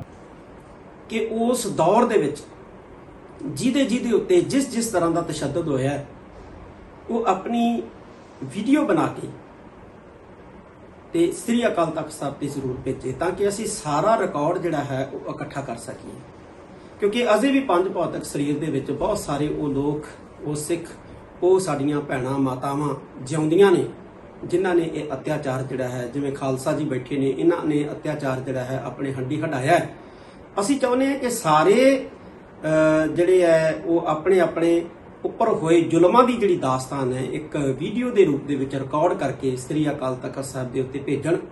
ਅਸੀਂ ਇੱਕ ਉਹਦੇ ਤੇ ਡਾਕੂਮੈਂਟਰੀ ਜਿਹੜੀ ਹੈ ਉਹ ਵੀ ਬਣਵਾਈਏ ਤੇ ਇਹਨੂੰ ਰਿਕਾਰਡ ਨੂੰ ਜਿਹੜਾ ਹੈ ਆਉਣ ਵਾਲੀਆਂ ਨਸਲਾਂ ਲਈ ਸਾਂਭ ਕੇ ਰੱਖੀਏ ਤਾਂ ਕਿ ਸਾਡੀਆਂ ਆਉਣ ਵਾਲੀਆਂ ਨਸਲਾਂ ਨੂੰ, ਆਉਣ ਵਾਲੀ ਸਾਡੀ ਨੌਜਵਾਨ ਪੀੜ੍ਹੀ ਨੂੰ ਪਤਾ ਲੱਗ ਸਕੇ ਕਿ ਇਸ ਦੌਰ ਦੇ ਵਿੱਚ, ਜਿਹਨੂੰ ਅਸੀਂ ਕਾਲਾ ਦੌਰ ਕਹਿੰਦੇ ਹਾਂ, ਇਸ ਕਾਲੇ ਦੌਰ ਦੇ ਵਿੱਚ ਮੌਜੂਦਾ ਹੁਕਮਰਾਨਾਂ ਨੇ ਸਾਡੇ ਨਾਲ ਕਿਸ ਤਰ੍ਹਾਂ ਦਾ ਜਿਹੜਾ ਹੈ ਉਹ ਵਿਵਹਾਰ ਕੀਤਾ, ਕਿਸ ਤਰ੍ਹਾਂ ਬਲੇਡਾਂ ਦੇ ਨਾਲ ਸਰੀਰਾਂ ਨੂੰ ਛਿੱਲਿਆ, ਕਿਸ ਤਰ੍ਹਾਂ ਉਹਨਾਂ ਦੇ ਵਿੱਚ ਲੂਣ ਪਾਇਆ, ਕਿਸ ਤਰ੍ਹਾਂ ਲੁੱਕ ਦੇ ਉੱਤੇ ਤੁਰਨ ਵਾਸਤੇ ਜਿਹੜਾ ਉਹ ਮਜਬੂਰ ਕੀਤਾ, ਕਿਸ ਤਰ੍ਹਾਂ ਹੱਥ ਕੜੀਆਂ ਜਿਹੜੀਆਂ ਉਹ ਲਾ ਕੇ ਕਾਲ ਕੋਠੜੀਆਂ ਦੇ ਵਿੱਚ ਬੰਦ ਕੀਤਾ, 40-40, 50-50 ਦਿਨ, ਸਾਲ ਸੂਰਜ ਤੱਕ ਜਿਹੜਾ ਹੈ ਉਹ ਦੇਖਣ ਨਹੀਂ ਦਿੱਤਾ। ਅਸੀਂ ਚਾਹੁੰਦੇ ਹਾਂ ਕਿ ਇਹ ਸਾਡੇ ਇਤਿਹਾਸ ਦਾ ਹਿੱਸਾ ਬਣੇ, ਜਿਹਨੂੰ ਆਉਣ ਵਾਲੇ ਸਮੇਂ ਦੇ ਵਿੱਚ ਨਸਲਾਂ ਤੱਕ ਜਿਹੜਾ ਹੈ ਉਹ ਪੜ੍ਹਦੀਆਂ ਰਹਿਣ ਤੇ ਯਾਦ ਰੱਖਣ। ਮੈਂ ਹਰਿੰਦਰ ਸਿੰਘ ਖਾਲਸਾ ਜੀ ਦੀ ਜਿਹੜੀ ਕੁਰਬਾਨੀ ਹੈ, ਇਹਨਾਂ ਦੀ ਜਿਹੜੀ ਦੇਣ ਹੈ ਗੁਰੂ ਖਾਲਸਾ ਪੰਥ ਲਈ ਕੀਤੀ, ਜੋ ਇਹਨਾਂ ਨੇ ਉਸ ਦੌਰ ਨੂੰ ਹੱਡੀ। ਕੋਰੋਨਾ ਮੁਹਿੰਮ ਦੌਰਾਨ ਜਿੱਥੇ ਵੱਖ-ਵੱਖ ਸਮਾਜ ਸੇਵੀ ਸੰਸਥਾਵਾਂ ਮਨੁੱਖਤਾ ਦੀ ਸੇਵਾ ਦੇ ਲਈ ਯੋਗਦਾਨ ਪਾ ਰਹੀਆਂ ਹਨ, ਉੱਥੇ ਹੀ ਪੁਲਿਸ ਵੱਲੋਂ ਇੱਕ ਵਿਲੱਖਣ ਸੇਵਾ ਸ਼ੁਰੂ ਕਰਦੇ ਹੋਏ ਜ਼ਿਲ੍ਹੇ ਦੇ ਵਿੱਚ ਮੋਬਾਈਲ ਮੈਡੀਕਲ ਬੈਂਕ ਦੀ ਸ਼ੁਰੂਆਤ ਕੀਤੀ ਗਈ ਹੈ। ਰੂਪਨਗਰ ਪੁਲਿਸ ਵਿੱਚ ਮੋਬਾਈਲ ਮੈਡੀਸਨ ਬੈਂਕ ਦੇ ਰਾਹੀਂ ਉਹਨਾਂ ਪਰਿਵਾਰਾਂ ਤੋਂ ਦਵਾਈਆਂ ਇਕੱਠੀਆਂ ਕਰਕੇ ਲੋੜਵੰਦ ਗਰੀਬ ਪਰਿਵਾਰਾਂ ਤੱਕ ਪਹੁੰਚਾਵੇਗਾ ਜਿਹੜੇ ਪਰਿਵਾਰਾਂ ਦੇ ਕੋਲ ਘਰਾਂ ਦੇ ਵਿੱਚ ਵਰਤੋਂ ਤੋਂ ਬਾਅਦ ਵਾਧੂ ਦਵਾਈਆਂ ਬਚ ਜਾਂਦੀਆਂ ਹਨ। ਕੀ ਉਪਰਾਲਾ ਕੀਤਾ ਗਿਆ ਜਾਂ ਰੂਪਨਗਰ ਪੁਲਿਸ ਦੇ ਵੱਲੋਂ ਕੀ? ਇਹ ਦੇਖੋ, ਆਪਾਂ ਪਿਛਲੇ ਕਾਫੀ ਸਮੇਂ ਤੋਂ ਕੋਵਿਡ ਦੇ ਸੰਘਰਸ਼ ਕਰਦੇ ਹੈਗੇ। ਰੋਪੜ ਪੁਲਿਸ ਵੱਲੋਂ ਇਹ ਵਿਚਾਰ ਕਰਕੇ ਇਨੀਸ਼ੀਏਟਿਵ ਲਿੱਤਾ ਗਿਆ ਕਿ ਇਸ ਔਖੇ ਸਮੇਂ ਤੇ ਕੋਈ ਜ਼ਰੂਰਤਮੰਦ ਵਿਅਕਤੀ ਨੂੰ, ਕਿਸੇ ਨੂੰ ਵੀ ਪਿੰਡ ਲੈਵਲ ਤੇ ਸ਼ਹਿਰ ਤੇ ਕੋਈ ਵੀ ਮੈਡੀਸਿਨ ਦੀ ਜੋ ਬੇਸਿਕ ਮੈਡੀਸਿਨਸ ਹੈ, ਖਾਸ ਕਰ ਜੋ ਬੁਖਾਰ ਦੇ ਲਈ ਹੈ, ਪੈਰਾਸੀਟਾਮੋਲ ਹੈ, ਮਲਟੀਵਿਟਾਮਿਨ ਹੈ, ਨਿਊਟ੍ਰੀਸ਼ਨਲੀ ਕੋਈ ਹੈਗੀ ਹੈ ਮੈਡੀਸਿਨਸ, ਉਹ ਇਸ ਪਲੇਟਫਾਰਮ ਦੇ ਰਾਹੀਂ ਜੋ ਮੋਬਾਈਲ ਮੈਡੀਕਲ ਬੈਂਕ ਬਣਾਇਆ ਹੈ, ਇਸ ਦੇ ਰਾਹੀਂ ਅਸੀਂ ਲੋਕਾਂ ਨੂੰ ਬਚਾਉਣ ਦੀ ਇੱਕ ਇਨੀਸ਼ੀਏਟਿਵ ਲਿੱਤਾ ਹੈ। ਇਸ 'ਚ ਜੋ ਵੀ ਕੋਈ ਵਿਲਿੰਗ ਹੈ, ਡੋਨੇਟ ਕਰਨਾ ਚਾਹੁੰਦਾ ਹੈ, ਮੈਡੀਸਿਨ ਡਾਇਰੈਕਟ ਡੋਨੇਟ ਕਰ ਸਕਦਾ ਹੈ। ਪਲੱਸ ਕੁਝ ਇਨੀਸ਼ੀਅਲੀ ਪੁਲਿਸ ਦੇ ਵੱਲੋਂ ਵੀ ਇੱਕ ਕਾਰਪਸ ਬਣਾ ਕੇ ਮੈਡੀਸਿਨਸ ਇਸ 'ਚ ਰੱਖੀਆਂ ਗਈਆਂ। ਤੋ ਪ੍ਰਾइमरली ਹਫਤੇ 'ਚ 3 ਦਿਨ ਸ਼ੁਰੂਆਤ ਤੇ ਇਹ ਮੋਬਾਈਲ ਮੈਡੀਸਿਨ ਬੈਂਕ ਜੋ ਹੈ ਪਿੰਡਾਂ ਤੇ ਏਰੀਆ 'ਚ ਜਾ ਕੇ ਜ਼ਰੂਰਤਮੰਦ ਦੀ ਹੈਲਪ ਕਰੋਗੇ। ਕੇਂਦਰ ਸਰਕਾਰ ਵੱਲੋਂ ਕਰਵਾਏ ਗਏ ਸਵੱਛਤਾ ਸਰਵੇਖਣ ਵਿੱਚ ਨਾਰਥ ਇੰਡੀਆ ਦੇ ਵਿੱਚ ਦੂਜੇ ਨੰਬਰ ਤੇ ਆਉਣ ਵਾਲਾ ਰੂਪਨਗਰ ਸ਼ਹਿਰ ਹੁਣ ਕਰੂਪ ਨਗਰ ਬਣ ਚੁੱਕਾ ਹੈ। ਵਜ਼ਾ ਨਗਰ ਕੌਂਸਲ ਦੇ ਸਫਾਈ ਸੇਵਕਾਂ ਵੱਲੋਂ ਕੰਮਕਾਜ ਸਫਾਈ ਦਾ ਕੰਮ ਬੰਦ ਕਰਕੇ ਹੜਤਾਲ ਤੇ ਜਾਣਾ ਹੈ। ਸਫਾਈ ਨਾ ਹੋਣ ਕਾਰਨ ਸ਼ਹਿਰ ਵਿੱਚ ਜਗ੍ਹਾ ਤੇ ਲੱਗੇ ਗੰਦਗੀ ਦੇ ਢੇਰਾਂ ਕਾਰਨ ਜਿੱਥੇ ਬਿਮਾਰੀ ਫੈਲ ਰਹੀ ਹਨ, ਉੱਥੇ ਹੀ ਲੋਕਾਂ ਦਾ ਜੀਣਾ ਮੁਹਾਲ ਹੋਇਆ ਪਿਆ ਹੈ। ਰਸ਼ ਬਹੁਤ ਹੋ ਰਿਹਾ ਜੀ, ਇਹਦੇ ਕਰਕੇ ਇੱਕ ਸਮੈਲ ਬਹੁਤ ਆ ਰਹੀ ਹੈ। ਅੱਧੇ ਦੁਕਾਨਦਾਰ, ਸਾਡੇ ਨਾਲ ਵਾਲੀ ਦੁਕਾਨ ਵਾਲਾ, ਉਹ ਵਿਚਾਰਾ ਆ ਹੀ ਨਹੀਂ ਰਿਹਾ ਜੀ, 2-3 ਦਿਨ ਹੋ ਗਏ। ਉਹਦੇ ਦੁਕਾਨ ਦੇ ਮੂਹਰੇ ਹੀ ਬਹੁਤ ਕੂੜਾ ਸਿੱਟਿਆ ਜਾ ਰਿਹਾ ਹੈ ਇੱਥੇ ਜਿਹੜਾ ਹੈ ਚੌਂਕ 'ਚ, ਤੇ ਗਾਹਕ ਨਹੀਂ ਰੁਕ ਰਿਹਾ ਬਿਲਕੁਲ ਵੀ। ਗਾਹਕ ਬਿਲਕੁਲ ਹੀ ਨਹੀਂ ਰੁਕ ਰਿਹਾ। ਅਗਲਾ ਕਹਿੰਦਾ ਗੰਦ ਦੇਖ ਕੇ, ਅਗਲਾ ਕਹਿੰਦਾ ਪਹਿਲਾਂ ਤਾਂ ਕਰੋਨਾ ਦਾ ਟਾਈਮ ਚੱਲ ਰਿਹਾ, ਉੱਪਰੋਂ ਇਹ ਅਸੀਂ ਬਿਮਾਰ ਕਰੋਨਾ ਨਾਲ ਨਾ ਹੋਈਏ ਤੇ ਗੰਦ ਨਾਲ ਹੀ ਨਾ ਹੋ ਜਾਈਏ ਬਿਮਾਰ। ਬਹੁਤ ਹੀ ਦਿੱਕਤਾਂ ਆ ਰਹੀਆਂ, ਦੁਕਾਨਦਾਰੀ ਅਪਸੈਟ ਹੋਈ ਹੈ ਜਿਹਦੇ ਕਰਕੇ। ਸਰਕਾਰ ਨੂੰ ਇਹੀ ਕਹਿੰਦੇ ਆ ਜੀ ਕਿ ਇਹਨਾਂ ਨਾਲ ਕਰਕੇ ਜਿਹੜਾ ਹੈ ਜੀ, ਜਿਹੜਾ ਕਮੇਟੀਆਂ ਨਾਲ ਜਿਹੜੇ ਹੈ ਵਰਕਰਾਂ ਨਾਲ ਗੱਲਬਾਤ ਕਰੇ ਤੇ ਇਸ ਚੀਜ਼ ਤੋਂ ਆਪਾਂ ਨੂੰ ਇਲਾਜ ਮਿਲੇ, ਇਸ ਚੀਜ਼ ਦਾ ਕੋਈ ਨਾ ਕੋਈ ਜੀ ਇਹਦਾ ਸੋਲੂਸ਼ਨ ਲੱਭ ਕੇ ਜਿਹੜਾ ਹੈ, ਜਿਹੜੀ ਗੰਦਗੀ ਥੋੜੀ ਜੀ ਜਿਹੜੀ ਹੈ ਇਹਨੂੰ ਕੰਟਰੋਲ ਕੀਤਾ ਜਾਏ ਜੀ। ਬਟਾਲਾ ਪੁਲਿਸ ਨੂੰ ਉਸ ਸਮੇਂ ਭਾਰੀ ਸਫਲਤਾ ਮਿਲੀ ਜਦੋਂ ਇੱਕ ਨਸ਼ਾ ਤਸਕਰ ਤੋਂ 35 ਲੱਖ ਰੁਪਏ ਦੀ ਡਰੱਗ ਮਨੀ ਅਤੇ ਨਜਾਇਜ਼ ਅਸਲਾ ਬਰਾਮਦ ਕੀਤਾ ਗਿਆ। ਇਸ ਸੰਬੰਧ ਵਿੱਚ ਜਾਣਕਾਰੀ ਦਿੰਦਿਆਂ ਐਸਐਸਪੀ ਬਟਾਲਾ ਰਸ਼ਪਾਲ ਸਿੰਘ ਨੇ ਦੱਸਿਆ ਕਿ ਪਿਛਲੇ ਦਿਨੀ ਡੀਐਸਪੀ ਡੀ ਗੁਰਵਿੰਦਰ ਬੀਰ ਸਿੰਘ ਅਤੇ ਸੀਆਈਏ ਦੇ incharge sub inspector Daljit Singh Padda ਦੀ ਅਗਵਾਈ ਵਿੱਚ ਪੁਲਿਸ ਨੇ 2 ਦੋਸ਼ੀ ਸੰਦੀਪ ਕੁਮਾਰ ਵਾਸੀ ਬਟਾਲਾ ਅਤੇ ਸਰਬਣ ਸਿੰਘ ਵਾਸੀ ਪੁਰੀਆਂ ਕਲਾਂ ਨੂੰ ਨਜਾਇਜ਼ ਅਸਲੇ ਸਮੇਤ ਗ੍ਰਿਫਤਾਰ ਕੀਤਾ ਹੈ। ਐਸਐਸਪੀ ਨੇ ਦੱਸਿਆ ਕਿ ਫੜੇ ਗਏ ਦੋਹਾਂ ਦੋਸ਼ੀਆਂ ਤੋਂ ਕੀਤੀ ਪੁੱਛਗਿੱਛ ਤਹਿਤ ਇਹਨਾਂ ਤੇ ਤੀਜਾ ਸਾਥੀ ਜੋਗਿੰਦਰ ਸਿੰਘ ਪੁੱਤਰ ਰਤਨ ਸਿੰਘ ਵਾਸੀ ਪੁਰੀਆਂ ਕਲਾਂ ਸਾਬਕਾ ਸਰਪੰਚ ਜੋ ਕਿ ਪਹਿਲਾਂ ਹੀ ਅੰਮ੍ਰਿਤਸਰ ਜੇਲ੍ਹ ਵਿੱਚ ਬੰਦ ਹੈ ਵੱਲੋਂ ਜੇਲ੍ਹ ਅੰਦਰ ਤੋਂ ਹੀ ਚਲਾਏ ਜਾ ਰਹੇ ਨਸ਼ਾ ਤਸਕਰੀ ਦੇ ਧੰਦੇ ਬਾਰੇ ਜਾਣਕਾਰੀ ਪ੍ਰਾਪਤ ਕੀਤੀ ਸੀ। ਜੋਗਿੰਦਰ ਸਿੰਘ ਵਾਸੀ ਮਲਪੁਰੀਆਂ ਜਿਹੜਾ ਹੈਗਾ, ਜਿਹੜਾ ਕਿ ਨਾਮੀ ਸਮਗਲਰ ਸੀ ਇਸ ਏਰੀਏ ਦਾ, ਮਾਝਾ ਏਰੀਏ ਦਾ ਜਿਹਨੂੰ ਕਹਿ ਸਕਦੇ ਹਾਂ, ਜਿਹੜਾ ਕਿ ਕਾਫੀ ਬਿਗ ਫਿਸ਼ ਨੂੰ ਕਹਿ ਸਕਦੇ ਹਾਂ, ਜਿਹੜਾ ਕਿ 20 25 ਪੈਕਟ ਲਿਆ ਕੇ ਜਿਹੜਾ ਹੈ ਉਹ ਗਾਂ ਡਿਸਟ੍ਰੀਬਿਊਟ ਕਰਦਾ ਸੀ। ਔਰ ਇਹਦੇ ਬਾਰੇ ਅਸੀਂ ਬੜੀ ਦੇਰ ਦੇ ਲੱਗੇ ਹੋਏ ਸੀ ਔਰ 10-20 ਨੂੰ ਫਿਰ ਇਹਨੂੰ ਗ੍ਰਿਫਤਾਰ ਕੀਤਾ ਸੀ ਅਸੀਂ। ਔਰ ਉਸ ਸਮੇਂ ਇਹਦੇ ਕੋਲੋਂ 1 ਕਿਲੋ ਤੇ ਇਹਦਾ ਇੱਕ ਭਾਂਜਾ ਸੀ, ਉਹਦੇ ਕੋਲ 265 ਗ੍ਰਾਮ ਤੇ ਕੁਝ ਕੈਸ਼ ਤੇ ਅਸਲਾ ਅਮਨੀਸ਼ਨ ਜਿਹੜਾ ਗ੍ਰਿਫਤਾਰ ਕੀਤਾ ਸੀ ਤੇ ਜੇਲ੍ਹ 'ਚ ਭੇਜਿਆ ਸੀ। ਇਹ ਕਿਉਂਕਿ ਕਾਫੀ ਸਾਲਾਂ ਤੋਂ ਇਸ ਏਰੀਏ ਦੇ ਵਿੱਚ ਸਰਗਰਮ ਸੀ ਤੇ ਸਾਨੂੰ ਜਿਹੜੀਆਂ ਇਨਪੁਟਸ ਮਿਲੀਆਂ ਸੀ ਕਿ ਇਸ ਦਾ ਇੱਕ ਤਾਂ ਡਰੱਗ ਮਨੀ, ਇੱਕ ਅਮਨੀਸ਼ਨ ਜਿਹੜਾ ਕਿ ਪਾਕਿਸਤਾਨ ਤੋਂ ਇਹਨੇ ਵੈਪਨ ਮੰਗਾਏ ਸੀ, ਉਹਦਾ ਵੀ ਧੰਦਾ ਇਹ ਜੇਲ੍ਹ ਤੋਂ ਬਹਿ ਕੇ ਜਿਹੜਾ ਚਲਾ ਰਿਹਾ ਤੇ ਕਾਫੀ ਇਹਦਾ ਬਾਹਰ ਸਾਜੋ ਸਮਾਨ, ਗੱਡੀਆਂ ਵੀ ਆ ਜਿਹਦੇ 'ਚ ਲਗਜ਼ਰੀ ਗੱਡੀਆਂ ਵੀ ਆ, ਉਹ ਬਾਹਰ ਪਈਆਂ ਹੋਈਆਂ।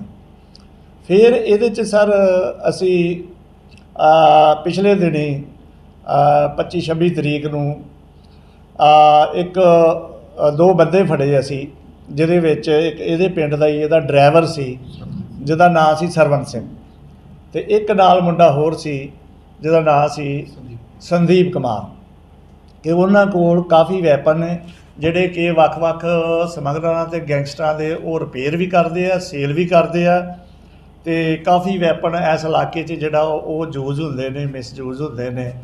ਸੋ ਇਹਦੇ ਪਿੱਛੇ ਜਿਹੜਾ ਜੋਗਿੰਦਰ ਦਾ ਹੀ ਹੱਥ ਆ। ਸੋ ਜਦੋਂ ਅਸੀਂ ਉਹ ਬੰਦਿਆਂ ਨੂੰ ਅਸੀਂ ਅਰੈਸਟ ਕੀਤਾ, 2 ਵੈਪਨ ਤੇ ਉਹਨਾਂ ਕੋਲ ਮੌਕੇ ਤੇ ਮਿਲ ਗਏ। ਦੌਰਾਨੇ ਇੰਟਰੋਗੇਸ਼ਨ ਉਹਨਾਂ ਕੋਲੋਂ 6 ਵੈਪਨ ਅਸੀਂ ਫਿਰ ਹੋਰ ਰਿਕਵਰ ਕੀਤੇ ਔਰ ਜੋਗਿੰਦਰ ਨੂੰ ਜਿਹੜਾ ਹੈ ਅਸੀਂ ਜੇਲ੍ਹ 'ਚੋਂ ਫਿਰ ਪ੍ਰੋਡਕਸ਼ਨ ਰੈਂਟ ਤੇ ਲੈ ਕੇ ਆਏ, ਜਿਹਨੇ ਕਿ ਇੱਥੇ ਆ ਕੇ ਹੋਰ ਵੀ ਕਈ ਇਨਸ਼ਾਫ ਕੀਤੇ ਜਿਹੜੇ ਕਿ ਅਜੇ ਚੱਲ ਰਹੇ ਨੇ ਔਰ ਸਾਡੀਆਂ ਟੀਮਾਂ ਗਈਆਂ ਹੋਈਆਂ। ਆਪਣੀਆਂ ਵੱਖ-ਵੱਖ ਮੰਗਾਂ ਨੂੰ ਲੈ ਕੇ ਹੜਤਾਲ ਤੇ ਚੱਲ ਰਹੇ ਪੰਜਾਬ ਭਰ ਦੇ ਡੀਸੀ ਦਫ਼ਤਰ ਦੇ ਕਰਮਚਾਰੀਆਂ ਦੇ ਵੱਲੋਂ ਅੱਜ ਵੱਖ-ਵੱਖ ਸ਼ਹਿਰਾਂ ਦੇ ਵਿੱਚ ਕਾਲੀਆਂ ਝੰਡੀਆਂ ਲਗਾ ਕੇ ਮੋਟਰਸਾਈਕਲਾਂ ਤੇ ਰੈਲੀ ਕੱਢੀ ਗਈ। ਇਸੇ ਚੱਲਦਿਆਂ ਰੂਪਨਗਰ ਸ਼ਹਿਰ ਦੇ ਵਿੱਚ ਡੀਸੀ ਦਫ਼ਤਰ ਦੇ ਕਰਮਚਾਰੀਆਂ ਵੱਲੋਂ ਮੋਟਰਸਾਈਕਲਾਂ ਤੇ ਕਾਲੀਆਂ ਝੰਡੀਆਂ ਲਗਾ ਕੇ ਸਰਕਾਰ ਦੇ ਖਿਲਾਫ ਭੜਾਸ ਕੱਢੀ। ਇਹ ਸੂਬਾ ਪੱਧਰੀ ਮੀਟਿੰਗ ਜਿਹੜੀ ਡੀਸੀ ਦਫ਼ਤਰ ਕਰਮਚਾਰੀ ਯੂਨੀਅਨ ਦੀ ਸੂਬਾ ਪੱਧਰੀ ਮੀਟਿੰਗ ਹੋਈ ਸੀ, ਉਹਦੇ ਵਿੱਚ ਫੈਸਲਾ ਲੈ ਗਏ ਸੀ ਕਿ 24 ਤੇ 25 ਤਰੀਕ ਨੂੰ ਸਮੂਹਿਕ ਛੁੱਟੀ ਲੈ ਕੇ ਸਾਰੇ ਕਰਮਚਾਰੀ ਡੀਸੀ ਦਫ਼ਤਰਾਂ ਦੇ ਕਰਮਚਾਰੀ ਆਪਣੇ ਘਰੇ ਬੈਠਣਗੇ ਤੇ ਉਸ ਤੋਂ ਬਾਅਦ ਵੀ ਸਰਕਾਰ ਜਿਹੜੀ ਸੁੱਤੀ ਹੋਈ ਹੈ ਉਹ ਹੁਣ ਤੱਕ ਨਹੀਂ ਜਾਗੀ, ਜਿਹਦੇ ਕਰਕੇ ਅਣਮਿੱਥੇ ਸਮੇਂ ਲਈ ਸਮੂਹਿਕ ਛੁੱਟੀ ਲੈ ਕੇ ਸਾਰੇ ਕਰਮਚਾਰੀ ਆਪਣੇ ਘਰੇ ਬੈਠੇ ਨੇ। ਅੱਜ ਦਾ ਜਿਹੜਾ ਪ੍ਰਦਰਸ਼ਨ ਕੀ ਕੀਤਾ? ਅੱਜ ਦਾ ਜਿਹੜਾ ਪ੍ਰਦਰਸ਼ਨ ਹੈ ਕੈਪਟਨ ਸਰਕਾਰ ਨੂੰ ਜਗਾਉਣ ਵਾਸਤੇ ਕਾਲੇ ਝੰਡੇ ਲੈ ਕੇ ਕੈਪਟਨ ਸਰਕਾਰ ਤੇ ਵਿੱਤ ਮੰਤਰੀ ਦੇ ਨਾਅਰੇ ਲਾਉਂਦੇ ਹੋਏ ਉਹਨਾਂ ਦਾ ਜੇ ਜਲੂਸ ਕੱਢ ਰਹੇ ਤੇ ਲੋਕਾਂ ਨੂੰ ਜਾਗਰਤ ਕਰ ਰਹੇ ਹਾਂ ਕਿ ਸਰਕਾਰ ਨੂੰ ਬਣੀ ਨੂੰ 5 ਸਾਲ ਹੋ ਚੱਲੇ ਨੇ ਤੇ ਖਤਮ ਹੋਣ ਵਾਲੀ ਹੈ ਸਰਕਾਰ। ਲੇਕਿਨ ਅੱਜ ਤੱਕ ਇਹਨਾਂ ਨੇ ਲੋਕਾਂ ਨੂੰ, ਜਿਹੜੀ ਸਰਕਾਰ ਕਹਿੰਦੀ ਘਰ ਘਰ ਰੁਜ਼ਗਾਰ ਦੇਵਾਂਗੇ, ਇਹਨਾਂ ਨੇ ਘਰ ਘਰ ਰੁਜ਼ਗਾਰ ਖੋਹ ਲਿਆ। ਹੁਣ 1 ਵਜੇ ਦੁਕਾਨਾਂ ਬੰਦ ਹੋ ਜਾਂਦੀਆਂ ਨੇ, ਇਹ ਬੇਰੁਜ਼ਗਾਰ ਲੋਕ ਹੋ ਗਏ, ਆਪਣਾ ਕੰਮ ਵੀ ਸਰਕਾਰ ਜਿਹੜੀ ਆ ਉਹਨਾਂ ਨੂੰ ਕਰਕੇ ਖਾਣ ਨਹੀਂ ਦੇ ਰਹੀ। ਅੰਮ੍ਰਿਤਸਰ ਦੇ ਬਟਾਲਾ ਰੋਡ ਸਥਿਤ ਗਲੀ ਬਾਂਕੇ ਬਿਹਾਰੀ ਵਿੱਚ ਗੁੰਡਾਗਰਦੀ ਦਾ ਨੰਗਾ ਨਾਚ ਵੇਖਣ ਨੂੰ ਮਿਲਿਆ, ਜਿੱਥੇ ਇੱਕ ਵਿਅਕਤੀ ਆਪਣੀ ਦੁਕਾਨ ਵਿੱਚ ਬੈਠਾ ਸੀ। ਫਿਰ ਕਿਸੇ ਅਚਾਨਕ ਕੁਝ ਹਥਿਆਰਬੰਦ ਲੋਕਾਂ ਨੇ ਉਸ ਉੱਪਰ ਜਾਨਲੇਵਾ ਹਮਲਾ ਕਰ ਦਿੱਤਾ। ਕੁੱਟਮਾਰ ਇੰਨੀ ਕੀਤੀ ਗਈ ਕਿ ਉਹ ਹਸਪਤਾਲ ਪਹੁੰਚ ਗਿਆ ਤੇ ਸਾਰੀ ਵਾਰਦਾਤ ਸੀਸੀਟੀਵੀ ਕੈਮਰੇ ਵਿੱਚ ਰਿਕਾਰਡ ਹੋ ਗਈ। ਜੀ ਵੀਰ ਜੀ, ਕੀ ਨਾਮ ਤੁਹਾਡਾ? ਜਿਹੜਾ ਤੁਹਾਡੇ ਤੇ ਕੱਲ ਹਮਲਾ ਹੋਇਆ ਕੀ ਕਾਰਨ ਸੀਗਾ? ਸਰ ਮੇਰਾ ਨਾਮ ਸ਼ਮਸ਼ੇਰ ਸਿੰਘ ਹੈ। ਮੈਂ ਨੋਰਮਲ ਰੂਟੀਨ ਦੀ ਤਰ੍ਹਾਂ ਆਪਣਾ ਡੇਲੀ ਕਾਰੋਬਾਰ ਕਰਨ ਉੱਤੇ ਬੈਠਾ ਸੀ। ਠੀਕ ਹੈ, ਮੇਰਾ ਆਯੁਰਵੈਦਿਕ ਕਾਉਂਸਲਿੰਗ ਕਰਦਾ ਮੈਂ। ਠੀਕ ਹੈ, ਗੁਰੂ ਕਿਰਪਾ ਆਯੁਰਵੇਦਾ ਕੰਪਨੀ ਤੋਂ ਬਿਲੋਂਗ ਕਰਦਾ ਮੈਂ ਸਰ। ਠੀਕ ਹੈ, ਹੈਲਥ ਪ੍ਰੋਡਕਟ ਦੀ ਮੈਂ ਕਾਉਂਸਲਿੰਗ ਕਰਦਾ। ਤਾਂ ਮੈਂ ਦੇਖਿਆ ਵੀ 3 ਵਜੇ ਦਾ ਟਾਈਮ ਹੈ ਮੇਰਾ। ਅਚਾਨਕ ਮੈਂ ਦੇਖਿਆ ਵੀ ਮੈਂ ਸਿਸਟਮ 'ਤੇ ਵਰਕ ਕਰ ਰਿਹਾ ਅਤੇ ਮੇਰਾ ਗਲਾਸ ਬ੍ਰੇਕ ਕੀਤਾ ਗਿਆ ਤੇ ਮੈਨੂੰ ਲੱਗਾ ਸ਼ਾਇਦ ਵੀ ਕਿਸੇ ਬੱਚੇ ਨੇ ਕੋਈ ਛੇੜਖਾਨੀ ਨਾ ਕੋਈ ਸ਼ਾਇਦ ਕੋਈ ਰੋੜਾ ਮਗਾਰ ਕੇ ਗਲਾਸ ਬ੍ਰੇਕ ਕਰਤਾ।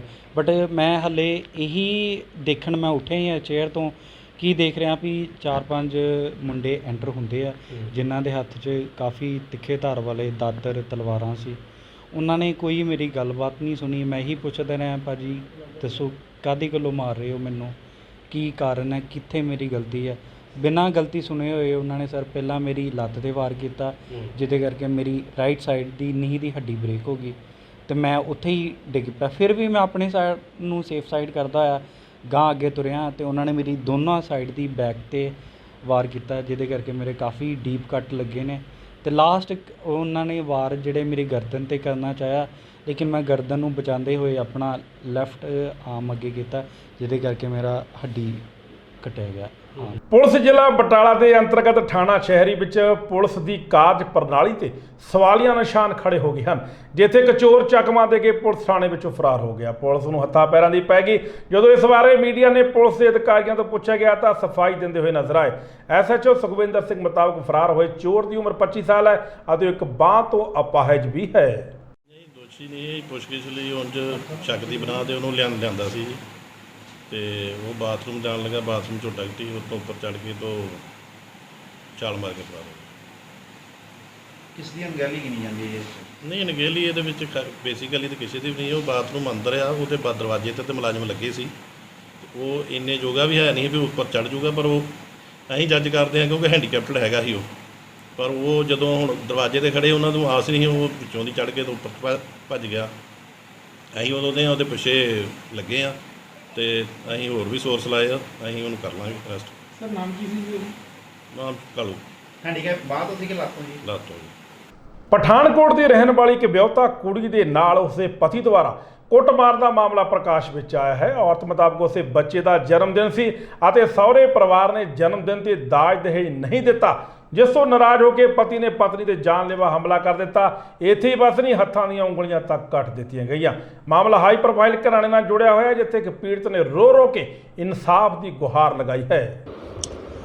ये बात मैं कहना चाहती हूँ कि मेरा जो हाथ टूटा हुआ है ये मेरे हस्बैंड ने तोड़ा। ये सिर्फ इसलिए हुआ ताकि वो मेरे को दहेज जो मांग रहे हैं उसकी डिमांड हम पूरी नहीं कर पाए हैं।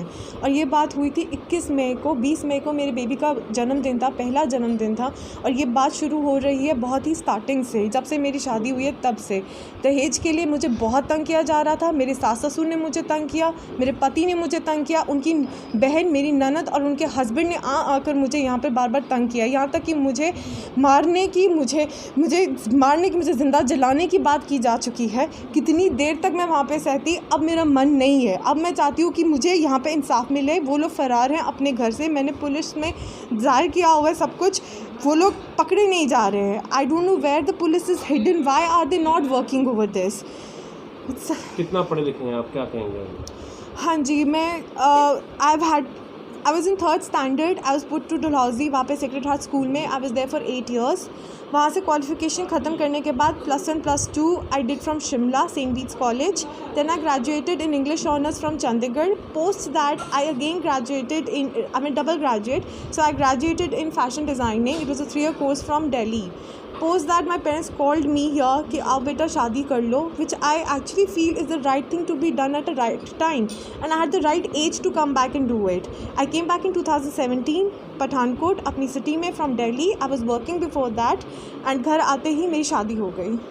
It was in 2019. ਮਾਣ ਭਾਜੀ ਵੇਖੋ ਇਹੋ ਜਿਹੇ ਬੰਦਿਆਂ ਨੂੰ ਤੇ ਜੇਲ੍ਹ ਦੇ ਅੰਦਰ ਸੁੱਟਣਾ ਹੀ ਚਾਹੀਦਾ।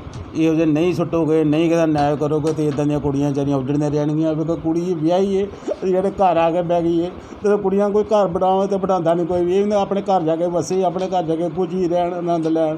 ਤੇ ਇਹੋ ਜਿਹੇ ਜਿਹੜੇ ਪਾਪੀ ਮਿਲ ਜਾਂਦੇ ਨੇ, ਇਹ ਕੁੜੀਆਂ ਨੂੰ ਬਰਬਾਦ ਕਰਕੇ ਰੱਖ ਦਿੰਦੇ। ਜ਼ਿੰਦਗੀ ਬਰਬਾਦ ਹੀ। ਕੁੜੀ ਘਰ ਆ ਗਈ ਹੈ, ਘਰ ਸਹੁਰੇ ਘਰ ਹੁੰਦਾ, ਮਾਂ ਪਿਓ ਦੇ ਘਰ ਨਹੀਂ। ਘਰ ਆ ਕੇ ਮਿਲੋ ਗਿਲੋ, ਘਰ ਮਾਂ ਪਿਓ ਦਾ ਘਰ ਇੰਨੇ ਜੋਗਾ ਹੀ ਹੁੰਦਾ। ਤੇ ਇਸ ਕਰਕੇ ਇਹੋ ਜਿਹੇ ਬੰਦਿਆਂ ਨੂੰ ਸਖਤ ਤੋਂ ਸਖਤ ਸਜ਼ਾ ਦੇਣੀ ਚਾਹੀਦੀ ਹੈ ਤਾਂ ਕਿ ਅੱਗੋਂ ਕੋਈ ਅਕਲ ਆਵੇ। ਪਰ ਅਕਲ ਆਉਂਦੀ ਨਹੀਂ ਕੋਈ ਵੀ। ਸਾਰੇ ਦੁਨੀਆ ਇੱਦਾਂ ਹੀ ਰੁਲਣ ਡਈ, ਸਾਡੇ ਵਰਗੀ ਜਿਤਾਈ ਰੁਲਣ ਡਏ।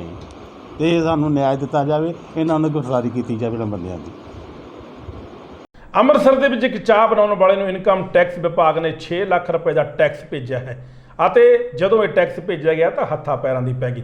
ਦਰਅਸਲ ਇੱਕ ਬੈਂਕ ਮੈਨੇਜਰ ਦੁਆਰਾ ਧੋਖਾਧੜੀ ਦੇ ਨਾਲ ਇਹ ਸਾਰਾ ਮਾਮਲਾ ਜੁੜਿਆ ਹੋਇਆ ਹੈ ਅਤੇ ਚਾਹ ਵਾਲੇ ਦਾ ਇਸ ਬੈਂਕ ਮੈਨੇਜਰ ਨੇ ਪਹਿਲਾਂ ਆਪਣੇ ਬੈਂਕ ਦੇ ਵਿੱਚ ਖਾਤਾ ਖੁਲਵਾਇਆ ਅਤੇ ਇਹ ਕਹਿ ਕੇ ਕਿ ਉਸ ਵਿੱਚ ਚਾਹ ਦੇ ਜੋੜੇ ਹੋਏ ਪੈਸੇ ਜਮ੍ਹਾਂ ਕਰਵਾ ਸਕਦਾ ਹੈ। ਫਿਰ ਕੀ ਸੀ, ਉਸਨੇ 41 ਲੱਖ ਰੁਪਏ ਦੀ ਅਦਲਾ ਬਦਲੀ ਕਰ ਦਿੱਤੀ। ਉਸ ਤੋਂ ਬਾਅਦ ਬੈਂਕ ਮੈਨੇਜਰ ਤਾਂ ਰਿਟਾਇਰਡ ਹੋ ਗਿਆ, ਪਰ ਇਨਕਮ ਟੈਕਸ ਵਿਭਾਗ ਨੇ ਇਸ ਗਰੀਬ ਨੂੰ 6 ਲੱਖ ਰੁਪਏ ਦਾ ਟੈਕਸ ਭਰਨ ਦਾ ਨੋਟਿਸ ਭੇਜ ਦਿੱਤਾ। ਹੁਣ ਇਹ ਇਨਸਾਫ ਦੀ ਗੁਹਾਰ ਲਗਾ ਰਿਹਾ ਹੈ। ਦੇਖਣਾ ਇਹ ਹੈ ਕਿ ਰਿਟਾਇਰਡ ਮੈਨੇਜਰ ਨੂੰ ਗ੍ਰਿਫਤਾਰ ਕਰਦੇ ਹਨ ਜਾਂ ਫਿਰ ਟੈਕਸ ਭਰਵਾਉਂਦੇ ਹਨ। ਚਾਹ ਦੀ ਦੁਕਾਨ ਕਰਦੀ ਸੀਗੀ ਤੇ ਉਹਨਾਂ ਨੇ ਉਹਦਾ ਮਤਲਬ ਅਕਾਊਂਟ ਖੁਲਾ ਕੇ ਬੈਂਕ 'ਚ, ਤੇ ਉਸ ਤੋਂ ਬਾਅਦ ਉਹਨੂੰ ਕੁਝ ਪਤਾ ਨਹੀਂ ਸੀ ਕਿ ਇਹ ਮੇਰਾ ਬੈਂਕ ਅਕਾਊਂਟ ਕਿਉਂ ਖੁਲਾ ਰਿਹਾ। ਉਹਨੂੰ ਕਹਿੰਦੇ ਕਿ ਤੇਰੇ ਚਾਹ ਦੇ ਪੈਸੇ ਵਗੈਰਾ ਸੀ ਅਸੀਂ ਜਮ੍ਹਾਂ ਕਰਾ ਦਾਂ ਕਰਾਂਗੇ, ਤੇ ਉਹਨਾਂ ਨੇ ਸਾਰਾ ਕਰਕੇ ਉਹਦਾ ਬੈਂਕ ਅਕਾਊਂਟ ਖੁਲਾ ਕੇ ਤੇ ਉਹਦੇ ਟੋਟਲ ਜਿਹੜੀ ਆ ਮਤਲਬ ਡਿਫਰੈਂਟ ਡੇਟਸ 'ਚ ਕੋਈ 41.5 ਲੱਖ ਦੀ ਸਰਕੂਲੇਸ਼ਨ ਕੀਤੀ ਸੀ ਉਹਨਾਂ ਨੇ।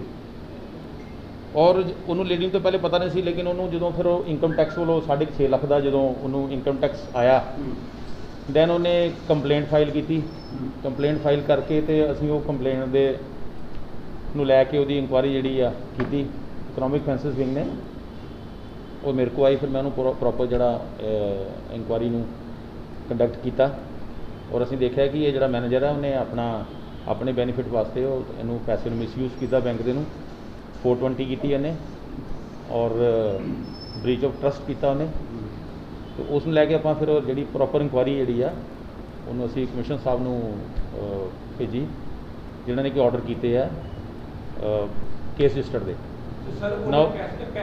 ਕਹਿੰਦੇ ਨੇ ਸਿਹਤ ਜਾਬੀ ਲਈ ਰੋਜ਼ਾਨਾ ਸਰੀਰ ਦੀ ਕਸਰਤ ਕਰਨਾ ਜ਼ਰੂਰੀ ਹੈ ਤੇ ਮੌਜੂਦਾ ਦੌਰ ਵਿੱਚ ਨੌਜਵਾਨਾਂ ਤੋਂ ਲੈ ਕੇ ਮਹਿਲਾਵਾਂ ਤੱਕ ਆਪਣੇ ਸਰੀਰ ਨੂੰ ਤੰਦਰੁਸਤ ਰੱਖਣ ਦੇ ਲਈ ਜਿਮ ਦਾ ਸਹਾਰਾ ਲੈਣਾ ਪੈਂਦਾ ਹੈ। ਪਰ ਮਹਾਮਾਰੀ ਦੇ ਦੌਰ ਦੇ ਵਿੱਚ ਸਰਕਾਰ ਨੇ ਜਿਮ ਖੋਲ੍ਹਣ ਤੇ ਪਾਬੰਦੀ ਲਗਾ ਦਿੱਤੀ ਗਈ ਹੈ, ਜਿਸ ਤੋਂ ਬਾਅਦ ਹੁਣ ਲੋਕਾਂ ਦੀ ਰੋਜ਼ਾਨਾ ਦੀ ਕਸਰਤ ਪ੍ਰਭਾਵਿਤ ਹੋ ਗਈ ਹੈ। ਉੱਥੇ ਜਿਮ ਮਾਲਕਾਂ ਨੇ ਦਿਵਾਲੇ ਨਿਕਲ ਚੁੱਕੇ ਹਨ ਅਤੇ ਇੱਕ ਜਿਮ ਮਾਲਕ ਨੇ ਖੁਦਕੁਸ਼ੀ ਵੀ ਕਰ ਲਈ ਬੀਤੇ ਦਿਨੀ।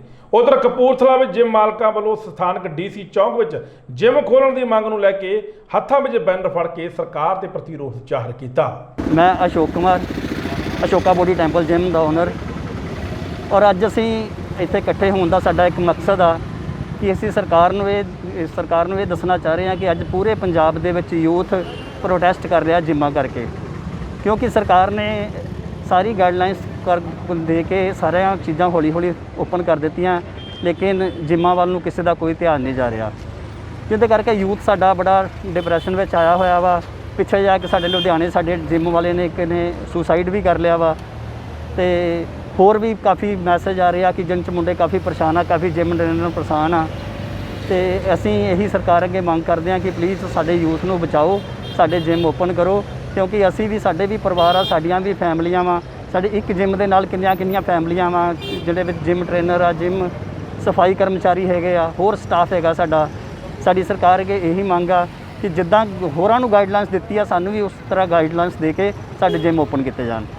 ਜੀ ਅਸੀਂ ਅੱਜ ਅੱਗੇ DC ਸਾਹਿਬ ਨੂੰ ਮੰਗ ਪੱਤਰ ਦੇ ਕੇ ਆਏ ਸੀਗੇ, ਔਰ ਹੁਣ ਅਸੀਂ ਸਾਡੀ ਅੱਜ ਰਾਣਾ ਗੁਰਜੀਤ ਸਿੰਘ MLA ਜੋ ਸਾਡੇ ਹਲਕੇ ਦੇ ਆ, ਅਸੀਂ ਉਹਨਾਂ ਨੂੰ ਮੰਗ ਪੱਤਰ ਦੇਣ ਜਾ ਰਹੇ ਹਾਂ ਸਾਰੇ ਜਣੇ ਇਕੱਠੇ ਹੋ ਕੇ, ਕਿਉਂਕਿ ਅੱਜ ਦਾ ਦਿਨ ਸਾਰੇ ਪੰਜਾਬ ਵਿੱਚ ਸਾਰੇ ਹੀ ਡਿਸਟ੍ਰਿਕਾਂ ਵਾਲੇ ਆਪਣੇ ਡਿਸਟ੍ਰਿਕਟ ਦੇ ਵਿੱਚ ਪ੍ਰੋਟੈਸਟ ਕਰਨ ਤੋਂ ਬਾਅਦ ਆਪਣੇ ਹਲਕੇ ਦੇ ਇੰਚਾਰਜ ਨੂੰ ਮੰਗ ਪੱਤਰ ਦੇਣ ਜਾ ਰਹੇ ਆ। ਸੋ ਅੱਜ ਅਸੀਂ ਵੀ ਇਸ ਪ੍ਰੋਟੈਸਟ ਤੋਂ ਬਾਅਦ ਉੱਥੇ ਰਾਣਾ ਜੀ ਦੇ ਦਫ਼ਤਰ ਵਿੱਚ ਜਾ ਕੇ ਮੰਗ ਪੱਤਰ ਦੇਵਾਂਗੇ। धनपाल जी, मैं एंजल वर्ल्ड जिम का ओनर हाँ और जी Kapurthala body Kapurthala gym association है उसका जनरल सैकटरी आ।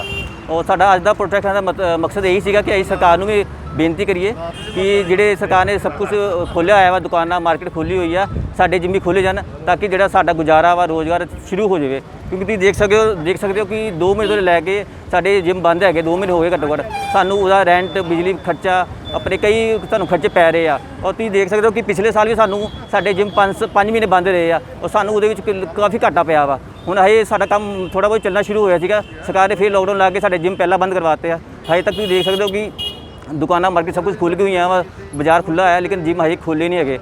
ਅਸੀਂ ਇਹੀ ਸਰਕਾਰ ਨੂੰ ਬੇਨਤੀ ਕਰਦੇ ਕਿ ਸਾਡੇ ਜਿਮ ਖੋਲ੍ਹੇ ਜਾਣ ਤੇ ਸਾਨੂੰ ਵੀ ਟਾਈਮ ਦਿੱਤਾ ਜਾਵੇ। ਅੱਜ ਦਾ ਹੋਰ ਕੀ ਪ੍ਰੋਗਰਾਮ? ਕੋਵਿਡ ਮਹਾਮਾਰੀ ਦੇ ਨਾਲ ਬਲੈਕ ਫੰਗਸ ਦਾ ਡਰ ਲੋਕਾਂ ਨੂੰ ਸਤਾਉਣ ਲੱਗਾ ਹੈ। ਅੰਦਾਜ਼ਾ ਇਸ ਗੱਲ ਦਾ ਲਗਾਇਆ ਜਾ ਰਿਹਾ ਹੈ ਕਿ ਲੋਕਾਂ ਦੀਆਂ ਅੱਖਾਂ ਦੀ ਰੋਸ਼ਨੀ ਕਮਜ਼ੋਰ ਹੋ ਰਹੀ ਹੈ ਅਤੇ ਵੱਡੀ ਗਿਣਤੀ ਵਿੱਚ ਲੋਕੀ ਅੱਖਾਂ ਦਾ ਇਲਾਜ ਕਰਵਾਉਣ ਦੇ ਲਈ ਹਸਪਤਾਲ ਵਿੱਚ ਆ ਰਹੇ ਹਨ। ਇਸ ਬਿਮਾਰੀ ਦੇ ਬਾਰੇ ਵਿੱਚ ਪਠਾਨਕੋਟ ਦੇ ਡਾਕਟਰਾਂ ਦਾ ਕਹਿਣਾ ਹੈ ਕਿ ਹਾਲੇ ਤੱਕ ਕਾਲੇ ਫੰਗਸ ਦਾ ਉਹਨਾਂ ਕੋਲ ਮਾਮਲਾ ਨਹੀਂ ਪਹੁੰਚਿਆ, ਪਰ ਅੱਖਾਂ ਦਿਖਾਉਣ ਵਾਲਿਆਂ ਦੀ ਤਾਦਾਦ ਵੱਧਦੀ ਜਾ ਰਹੀ ਹੈ। ਦੇਖੋ, ਬਲੈਕ ਫੰਗਸ ਮਿਊਕੋਰਮਾਈਕੋਸਿਸ ਕਹਿੰਦੇ ਨੇ, ਠੀਕ ਹੈ। ਇਹਦੇ ਜਿਹੜੇ ਸਪੋਰਸ ਨੇ ਹਵਾ 'ਚ ਵੀ ਤੁਰੇ ਫਿਰਦੇ ਨੇ ਤੇ ਬਾਕੀ ਇਹ ਬੇਸਿਕਲੀ ਲੌਂਗ ਸਟੈਂਡਿੰਗ ਕੇਸ ਜਿਹੜੇ ਸਾਡੇ ਕੋਲ ਐਡਮਿਟ ਹੁੰਦੇ ਨੇ ਨਾ ਹਸਪੀਟਲ ਦੇ ਵਿੱਚ, ਜਿਨ੍ਹਾਂ ਦੇ ਅਸੀਂ ਸਟੀਰੋਇਡ ਵਗੈਰਾ ਦਿੰਦੇ ਆ ਕਿਉਂਕਿ ਲਾਈਫ ਸੇਵਿੰਗ ਪਰਪਸ ਵਾਸਤੇ, ਤੇ ਉਹਦੇ ਕਰਕੇ ਬਾਡੀ ਦੀ ਥੋੜੀ ਇਮਿਊਨਿਟੀ ਲੋ ਹੁੰਦੀ ਹੈ ਤੇ ਇਹ ਇਨਫੈਕਸ਼ਨ ਹੋ ਸਕਦੀ ਹੈ ਕਾਲਾ ਫੰਗਸ ਦੀ ਜਾਂ ਮਿਊਕੋਰਮਾਈਕੋਸਿਸ। ਇਹਦੇ ਵਿੱਚ ਮੇਨ ਜਿਹੜਾ ਸਿੰਪਟਮ ਹੈਗਾ one sided pain, facial pain ਹੁੰਦੀ ਹੈ। ਉਹ ਫੇਸ਼ੀਅਲ ਪੇਨ ਇੱਦਾਂ ਦੀ ਹੁੰਦੀ ਕਿ ਬੰਦਾ ਸਾਰੀ ਰਾਤ ਸੋ ਨਹੀਂ ਸਕਦਾ। ਅਗਰ ਉਸ ਤਰ੍ਹਾਂ ਦੀ ਪੇਨ ਹੁੰਦੀ ਹੈ ਤਾਂ ਉਹ ਸਾਈਨ ਹੈਗਾ ਇਹਦਾ। ਉਸ ਤੋਂ ਬਾਅਦ ਫਿਰ ਜਿਹੜਾ ਅੱਖ ਦੀ ਸਵੈਲਿੰਗ ਹੋ ਸਕਦੀ ਹੈ, ਚੀਕ ਦੀ ਸਵੈਲਿੰਗ ਹੋ ਸਕਦੀ ਹੈ ਤੇ ਇਹ ਬੜੀ ਤੇਜ਼ੀ ਨਾਲ ਫਿਰ ਫੈਲਦਾ ਹੈ, ਬੋਨਸ ਨੂੰ ਵੀ ਰੋਡ ਕਰ ਲੈਂਦਾ। ਉਸ ਤੋਂ ਬਾਅਦ ਫਿਰ ਆਈਜ਼ ਇਨਵੋਲਵ ਹੋ ਜਾਂਦੀਆਂ, ਆਈ ਬਾਲ ਮਤਲਬ ਅੱਖਾਂ ਦੀ ਰੋਸ਼ਨੀ ਜਾ ਸਕਦੀ ਹੈ, ਫਿਰ ਬ੍ਰੇਨ 'ਚ ਇਨਵੋਲਵਮੈਂਟ ਹੋ ਸਕਦੀ ਹੈ। ਸੋ ਇਮੀਡੀਏਟ ਦੇ ਦੀ ਫਿਰ ਸਰਜੀਕਲ ਜਿਹੜਾ ਹੈਗਾ ਮਤਲਬ ਸਾਨੂੰ ਸਰਜਰੀ ਕਰਨੀ ਪੈਂਦੀ ਹੈ। ਜ਼ਿਲ੍ਹਾ ਗੁਰਦਾਸਪੁਰ ਦੇ ਸਿਵਲ ਹਸਪਤਾਲ ਬਟਾਲਾ ਵਿੱਚ ਉਸ ਸਮੇਂ ਸਥਿਤੀ ਤਣਾਅਪੂਰਨ ਹੋ ਗਈ ਜਦੋਂ ਸ਼ਿਵ ਸੈਨਾ ਹਿੰਦੁਸਤਾਨ ਦੇ ਸੰਗਠਨ ਮੰਤਰੀ ਰਾਜਾ ਬਾਲੀਆ ਆਪਣਾ ਕਰੋਨਾ ਟੈਸਟ ਕਰਵਾਉਣ ਗਏ ਤੇ ਉਹਨਾਂ ਨੇ ਹਸਪਤਾਲ ਦੇ ਡਾਕਟਰ ਦੇ ਦੋਸ਼ ਲਗਾਏ ਕਿ ਉਹਨਾਂ ਨੇ ਅਪਸ਼ਬਦ ਬੋਲੇ ਹਨ ਅਤੇ ਗਾਲੀ ਗਲੋਚ ਤੱਕ ਇਹ ਨੌਬਤ ਪਹੁੰਚ ਗਈ। ਦਰਅਸਲ ਡਾਕਟਰ ਨੇ ਮਾਸਕ ਨਹੀਂ ਸੀ ਪਾਇਆ, ਜਿਸ ਕਰਕੇ ਵਿਵਾਦ ਖੜਾ ਹੋ ਗਿਆ। ਗੱਲ ਕੁਛ ਨਹੀਂ ਹੋਈ, ਗੱਲ ਅਸੀਂ ਬੈਠੇ ਕੰਮ ਸ਼ੁਰੂ ਕੀਤਾ ਸੀ ਤੇ ਭਾਈ ਸਾਹਿਬ ਸਾਹਮਣੇ ਬੈਠੇ ਚੇਅਰ ਤੇ ਆਪਣਾ ਮੋਬਾਈਲ ਲੈ ਕੇ ਵੀਡੀਓ ਬਣਾ ਰਹੇ ਸੀ। ਮੈਂ ਇਹਨਾਂ ਨੂੰ ਪੁੱਛਿਆ ਕਿ ਭਾਈ ਸਾਹਿਬ ਤੁਸੀਂ ਕੀ ਕਰਦੇ, ਵੀਡੀਓ ਨਾ ਬਣਾਓ, ਤੇ ਆ ਉੱਠ ਕੇ ਆ ਗਏ ਗੁੱਸੇ 'ਚ, ਵੀਡੀਓ ਕਿਉਂ ਨਾ ਬਣਾਵਾਂ ਮੈਂ, ਇੱਥੇ ਕਿੱਥੇ ਲਿਖਿਆ ਵੀਡੀਓ ਨਾ ਬਣਾਓ। ਮੈਂ ਗਵਰਨਮੈਂਟ ਪਲੇਸ 'ਤੇ ਇਸ ਬਿਨਾਂ ਪਰਮਿਸ਼ਨ ਤੋਂ ਕੁਝ ਇਸ ਤਰ੍ਹਾਂ ਦਾ ਕੰਮ ਨਹੀਂ ਹੋ ਸਕਦਾ। ਫਿਰ ਚਲੋ ਮੈਨੂੰ ਹੁਣ ਯਾਦ ਨਹੀਂ ਕੀ ਹੋਇਆ, ਤੁਸੀਂ ਮਾਸਕ ਨਹੀਂ ਲਗਾਇਆ ਜੋ ਵੀ, ਮੈਂ ਫਲਾਣਾ ਬੰਦਾ ਵਾਂ, ਮੈਂ ਇੰਝ ਕਰਦਾ ਇੰਝ ਕਰਦਾ ਲਾਈ ਕੇ ਧਮਕੀ ਦੇਣਾ, ਜਿਵੇਂ ਹੁੰਦਾ ਕਿ ਮੈਂ ਤੁਹਾਨੂੰ ਦੇਖ ਲਾਂਗਾ ਕਰ ਲਾਂਗਾ। ਮੈਂ ਕਰ ਲਓ ਜੋ ਕਰਨਾ, ਮੇਰਾ ਕੀ ਕਰ ਲਾਂਗਾ ਨਾ, ਠੀਕ ਹੈ। ਮੈਂ ਗਵਰਨਮੈਂਟ ਸਰਵਿਸ 'ਤੇ ਹੈਗਾ ਵਾਂ, ਮੈਂ ਆਪਣਾ ਕੰਮ ਕਰਨਾ। ਇਹਨਾਂ ਸਾਰੇ ਬੰਦੇ ਆਏ ਕੰਮ ਕਰਦੇ ਪਏ, ਅਸੀਂ ਕੰਮ ਕਰਕੇ ਕਰਨਾ। ਮੈਂ ਕੋਈ ਮਿਸਬੀਹੇਵ ਨਹੀਂ ਕੀਤਾ ਜੀ, ਮੈਂ ਨਾ ਤੁਸੀਂ ਕਹਿੰਦੇ ਗਾਲਾਂ ਕੱਢੀਆਂ, ਮੈਂ ਕੋਈ ਗਾਲਾਂ ਨਹੀਂ ਕੱਢੀਆਂ, ਕੁਛ ਨਹੀਂ ਕੀਤਾ। ਹਾਂ ਤੂੰ ਮੈਂ ਹੋਈ ਉਹ ਜ਼ਰੂਰ ਹੋਈ ਹੈ ਤੇ ਲੇਕਿਨ ਉਸ ਤੋਂ ਬਾਅਦ ਮਾਮਲਾ ਠੰਡਾ ਹੋ ਕੇ ਬੈਠ ਗਿਆ। ਮੈਂ ਜੀ ਅੱਜ ਜਿਹੜਾ ਟੈਸਟ ਕਰਾਉਣ ਵਾਸਤੇ ਆਇਆ ਸੀ ਸਿਵਲ ਹਸਪੀਟਲ ਕਰੋਨਾ ਦਾ, ਜਦੋਂ ਮੈਂ ਟੈਸਟ ਵਾਸਤੇ ਪਰਚੀ ਕਟਵਾਈ, ਪਰਚੀ ਕਟਵਾਉਣ ਤੋਂ ਬਾਅਦ ਮੈਂ ਨਾ ਉੱਥੇ ਕੁਰਸੀਆਂ ਲੱਗੀਆਂ, ਉੱਥੇ ਬੈਠ ਗਿਆ। ਉਹਨਾਂ ਕਿਹਾ ਕਿ ਬੈਠ ਜਾਓ, ਕਿੱਟਾਂ ਨਹੀਂ ਆਈਆਂ, ਤੁਹਾਨੂੰ ਬਾਅਦ 'ਚ ਕਰਨੇ। ਉਨੀ ਦੇਰ ਨੂੰ ਮੈਂ ਜਦੋਂ ਦੇਖਿਆ ਕਿ ਡਾਕਟਰ ਜਿਹੜਾ ਇਹਨਾਂ ਦਾ ਮੇਨ ਡਾਕਟਰ ਸੀ ਉਹ ਬਿਨਾਂ ਮਾਸਕ ਵਗੈਰਾ ਤੋਂ ਇੱਦਾਂ ਹੀ ਬੈਠਾ, ਤੇ ਮੈਂ ਅਚਾਨਕ ਮੈਂ ਮੂਵੀ ਬਣਾਉਣ ਲੱਗ ਪਿਆ ਕਿ ਕੋਈ, ਮੈਂ ਝੂਠ ਨਹੀਂ ਬੋਲਦਾ, ਮੈਂ ਨਹੀਂ ਬਣਾਈ। ਮੂਵੀ ਬਣਾਉਂਦਾ ਨਾ ਮੈਨੂੰ ਡਾਕਟਰ ਸਾਹਿਬ ਨੇ ਆਵਾਜ਼ ਦਿੱਤੀ ਇੱਧਰ ਆਓ। ਮੈਂ ਗਿਆ, ਮੈਂ ਕਿਹਾ ਹਾਂਜੀ ਸਰ। ਕਹਿੰਦੇ ਕਿ ਤੂੰ ਮੂਵੀ ਬਣਾਉਣ ਡਿਆ? ਮੈਂ ਕਿਹਾ ਹਾਂਜੀ ਸਰ। ਕਹਿੰਦੇ ਕਿਉਂ? ਮੈਂ ਸਰ ਮੈਂ ਤਾਂ ਮੂਵੀ ਬਣਾਈ ਹੈ ਕਿ ਤੁਸੀਂ ਆਮ ਬੰਦਿਆਂ ਨੂੰ, ਇਹ ਹਰ ਇੱਕ ਬੰਦੇ ਨੂੰ ਸੁਝਾਅ ਦਿੰਦੇ ਪਏ ਹੋ ਵੀ ਮਾਸਕ ਪਾਓ, ਜੇ ਤੁਸੀਂ ਮਾਸਕ ਨਹੀਂ ਪਾਓਗੇ ਤਾਂ ਮਤਲਬ ਪ੍ਰੋਬਲਮ ਹੋ ਸਕਦੀ। ਤੇ ਮੈਂ ਇਸ ਕਰਕੇ ਮੂਵੀ ਬਣਾਈ, ਮੈਂ ਤੁਹਾਨੂੰ ਇਹ ਦੱਸਣ ਵਾਸਤੇ ਵੀ ਮੈਂ ਮਤਲਬ ਕਿ ਤੁਸੀਂ ਆਪ ਮਾਸਕ ਨਹੀਂ ਪਾਇਆ ਤੇ ਤੁਸੀਂ ਕਿਸੇ ਨੂੰ ਕਿੱਦਾਂ ਸਮਝਾ ਸਕਦੇ ਹੋ। ਮੈਨੂੰ ਕਹਿੰਦੇ ਕਿ ਤੂੰ ਦਫਾ ਜਾ ਇੱਥੋਂ, ਛਿੱਤਰ ਮਾਰਾਂਗੇ ਤੇਰੇ ਸਿਰ 'ਚ, ਇੱਥੇ ਤੂੰ ਕੌਣ ਮੂਵੀ ਬਣਾਉਣ ਵਾਲਾ। ਮੈਨੂੰ ਇੰਨੀ ਕੁ ਬਦਤਮੀਜ਼ੀ ਨਾਲ ਮੈਨੂੰ ਗਾਲਾਂ ਤੱਕ ਕੱਢੀਆਂ ਡਾਕਟਰ ਸਾਹਿਬ ਨੇ। ਮੈਨੂੰ ਡਾਕਟਰ ਸਾਹਿਬ ਦਾ ਨਾਮ ਨਹੀਂ ਪਤਾ, ਛੋਟੇ ਕੱਦ ਵਾਲੇ ਆ, ਤੇ ਮਤਲਬ ਇੰਨੀ ਕੁ ਜ਼ਿਆਦਾ ਮੇਰੀ ਬੇਇੱਜ਼ਤੀ ਕੀਤੀ ਉਹਨਾਂ ਨੇ, ਮਤਲਬ ਕਿ ਜਿੱਦਾਂ ਕੋਈ ਚੋਰ ਹੁੰਦਾ। ਸੁਖਬੀਰ ਬਾਦਲ ਕਰੋਨਾ ਮਰੀਜ਼ਾਂ ਨੂੰ ਬਚਾਉਣ ਵਿੱਚ ਲੱਗੇ ਹੋਏ ਹਨ ਤੇ ਹਰ ਰੋਜ਼ ਕਿਤੇ ਨਾ ਕਿਤੇ ਆਕਸੀਜਨ ਵਾਲੀਆਂ ਮਸ਼ੀਨਾਂ ਦਾ ਉਦਘਾਟਨ ਕਰ ਰਹੇ ਹਨ। ਖਬਰ ਮੋਗਾ ਦੇ ਬੀਬੀ ਕਾਹਨ ਸਿੰਘ ਦੇ ਗੁਰਦੁਆਰਾ ਸਾਹਿਬ ਤੋਂ ਆ ਰਹੀ ਹੈ, ਜਿੱਥੇ ਅਕਾਲੀ ਦਲ ਬਾਦਲ ਵੱਲੋਂ 25 ਆਕਸੀਜਨ ਦੀਆਂ ਮਸ਼ੀਨਾਂ ਭੇਟ ਕੀਤੀਆਂ ਗਈਆਂ, ਜਿਹੜੀਆਂ ਕਿ ਮਰੀਜ਼ਾਂ ਲਈ ਮਦਦਗਾਰ ਹੋਣਗੀਆਂ। ਸੁਖਬੀਰ ਬਾਦਲ ਨੇ ਕਿਹਾ ਕਿ ਲੋਕਾਂ ਨੂੰ ਘਰਾਂ ਵਿੱਚ ਮਸ਼ੀਨਾਂ ਪਹੁੰਚਾਉਣ ਦੇ ਲਈ ਗੱਡੀਆਂ ਵੀ ਲਗਾਈਆਂ ਗਈਆਂ ਹਨ। ਬੇਅਦਬੀ ਮਾਮਲੇ ਬਾਰੇ ਸੁਖਬੀਰ ਸਿੰਘ ਬਾਦਲ ਨੇ ਬੋਲਦਿਆਂ ਕਿਹਾ ਕਿ ਜਿਹੜਾ ਵੀ ਇਸ ਕਾਂਡ ਦਾ ਜ਼ਿੰਮੇਵਾਰ ਹੈ ਉਸ ਦਾ ਕੁਝ ਵੀ ਨਹੀਂ ਬਚੇਗਾ।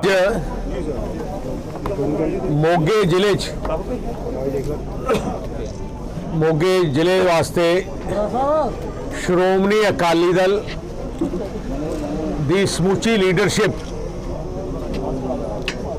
ਘਰ ਘਰ ਆਕਸੀਜਨ ਸੇਵਾ ਦਾ ਪ੍ਰੋਗਰਾਮ ਸ਼ੁਰੂ ਕਰ ਰਹੀ ਹੈ। 20-25 ਮਸ਼ੀਨਾਂ ਸ਼੍ਰੋਮਣੀ ਅਕਾਲੀ ਦਲ ਨੇ ਅਰੇਂਜ ਕੀਤੀਆਂ ਤੇ ਇਸ ਸੇਵਾ ਵਾਸਤੇ ਇੱਕ ਨੰਬਰ ਰੱਖਿਆ ਗਿਆ ਹੈ, ਜਿਹੜਾ ਮੈਂ ਕੈਮਰਿਆਂ ਨੂੰ ਕਹਿਣਾ ਕਿ ਸਾਰਾ ਫੋਕਸ ਕਰ ਲੈਣ। ਮੋਗੇ ਜ਼ਿਲ੍ਹੇ ਵਿੱਚ ਕਿਸੇ ਵੀ ਗਰੀਬ ਨੂੰ, ਕਿਸੇ ਪਿੰਡ 'ਚ, ਮੋਗੇ ਜ਼ਿਲ੍ਹੇ ਦੇ ਕਿਸੇ ਸ਼ਹਿਰ 'ਚ, ਕਿਸੇ ਮੰਡੀ ਵਿੱਚ ਕਿਸੇ ਨੂੰ ਵੀ ਆਕਸੀਜਨ ਦੀ ਸਮੱਸਿਆ ਆ ਗਈ ਹੈ, ਸਾਡੇ ਇਸ ਨੰਬਰ, ਜਿਹੜਾ ਨੰਬਰ ਹੈਗਾ 9056600000 07 ਆ ਨੰਬਰ ਹੈ। ਤੁਸੀਂ ਇਸ ਨੰਬਰ ਤੇ ਟੈਲੀਫੋਨ ਕਰੋ। 24 ਘੰਟੇ ਆ ਸੇਵਾ ਆ ਨੰਬਰ ਚਾਲੂ ਰਹੂਗਾ। ਜਦੋਂ ਵੀ ਤੁਸੀਂ ਟੈਲੀਫੋਨ ਕਰੋਗੇ ਅੱਧੇ ਘੰਟੇ ਦੇ ਅੰਦਰ ਅੰਦਰ ਤੁਹਾਡੇ ਘਰੇ ਸ਼੍ਰੋਮਣੀ ਅਕਾਲੀ ਦਲ ਦੇ ਵਰਕਰ ਆ ਕੇ ਮਸ਼ੀਨ ਲਾ ਜਾਣਗੇ। ਜਦੋਂ ਤੱਕ ਤੁਹਾਨੂੰ ਲੋੜ ਹੈ ਆਕਸੀਜਨ ਦੀ ਉਦੋਂ ਤੱਕ ਆ ਮਸ਼ੀਨ ਤੁਹਾਡੇ ਕੋਲੇ ਰਹੂਗੀ। ਮੈਂ ਵਧਾਈ ਦੇਣਾ ਚਾਹੁੰਦਾ ਜਥੇਦਾਰ ਤੋਤਾ ਸਿੰਘ ਜੀ ਨੂੰ, ਕੀਰਤ ਮਾਲਾ ਜੀ ਨੂੰ, ਮੱਖਣ ਜੀ ਨੂੰ ਤੇ ਆਪਣੀ ਸਾਰੀ ਟੀਮ, ਸੌਕੇ ਸਾਹਿਬ ਨੂੰ। ਬੜੀ ਮਿਹਨਤ, ਬੜਾ ਵਧੀਆ ਪ੍ਰੋਗਰਾਮ ਇਹਨਾਂ ਨੇ ਦੇਖਿਆ, ਸਾਰਾ ਅਰੇਂਜਮੈਂਟ ਕੀਤੀ ਹੈ। ਮੈਂ ਵਧਾਈ ਦੇਣਾ ਚਾਹੁੰਦਾ ਸ਼੍ਰੋਮਣੀ ਅਕਾਲੀ ਦਲ ਦੇ ਵਰਕਰਾਂ ਨੂੰ।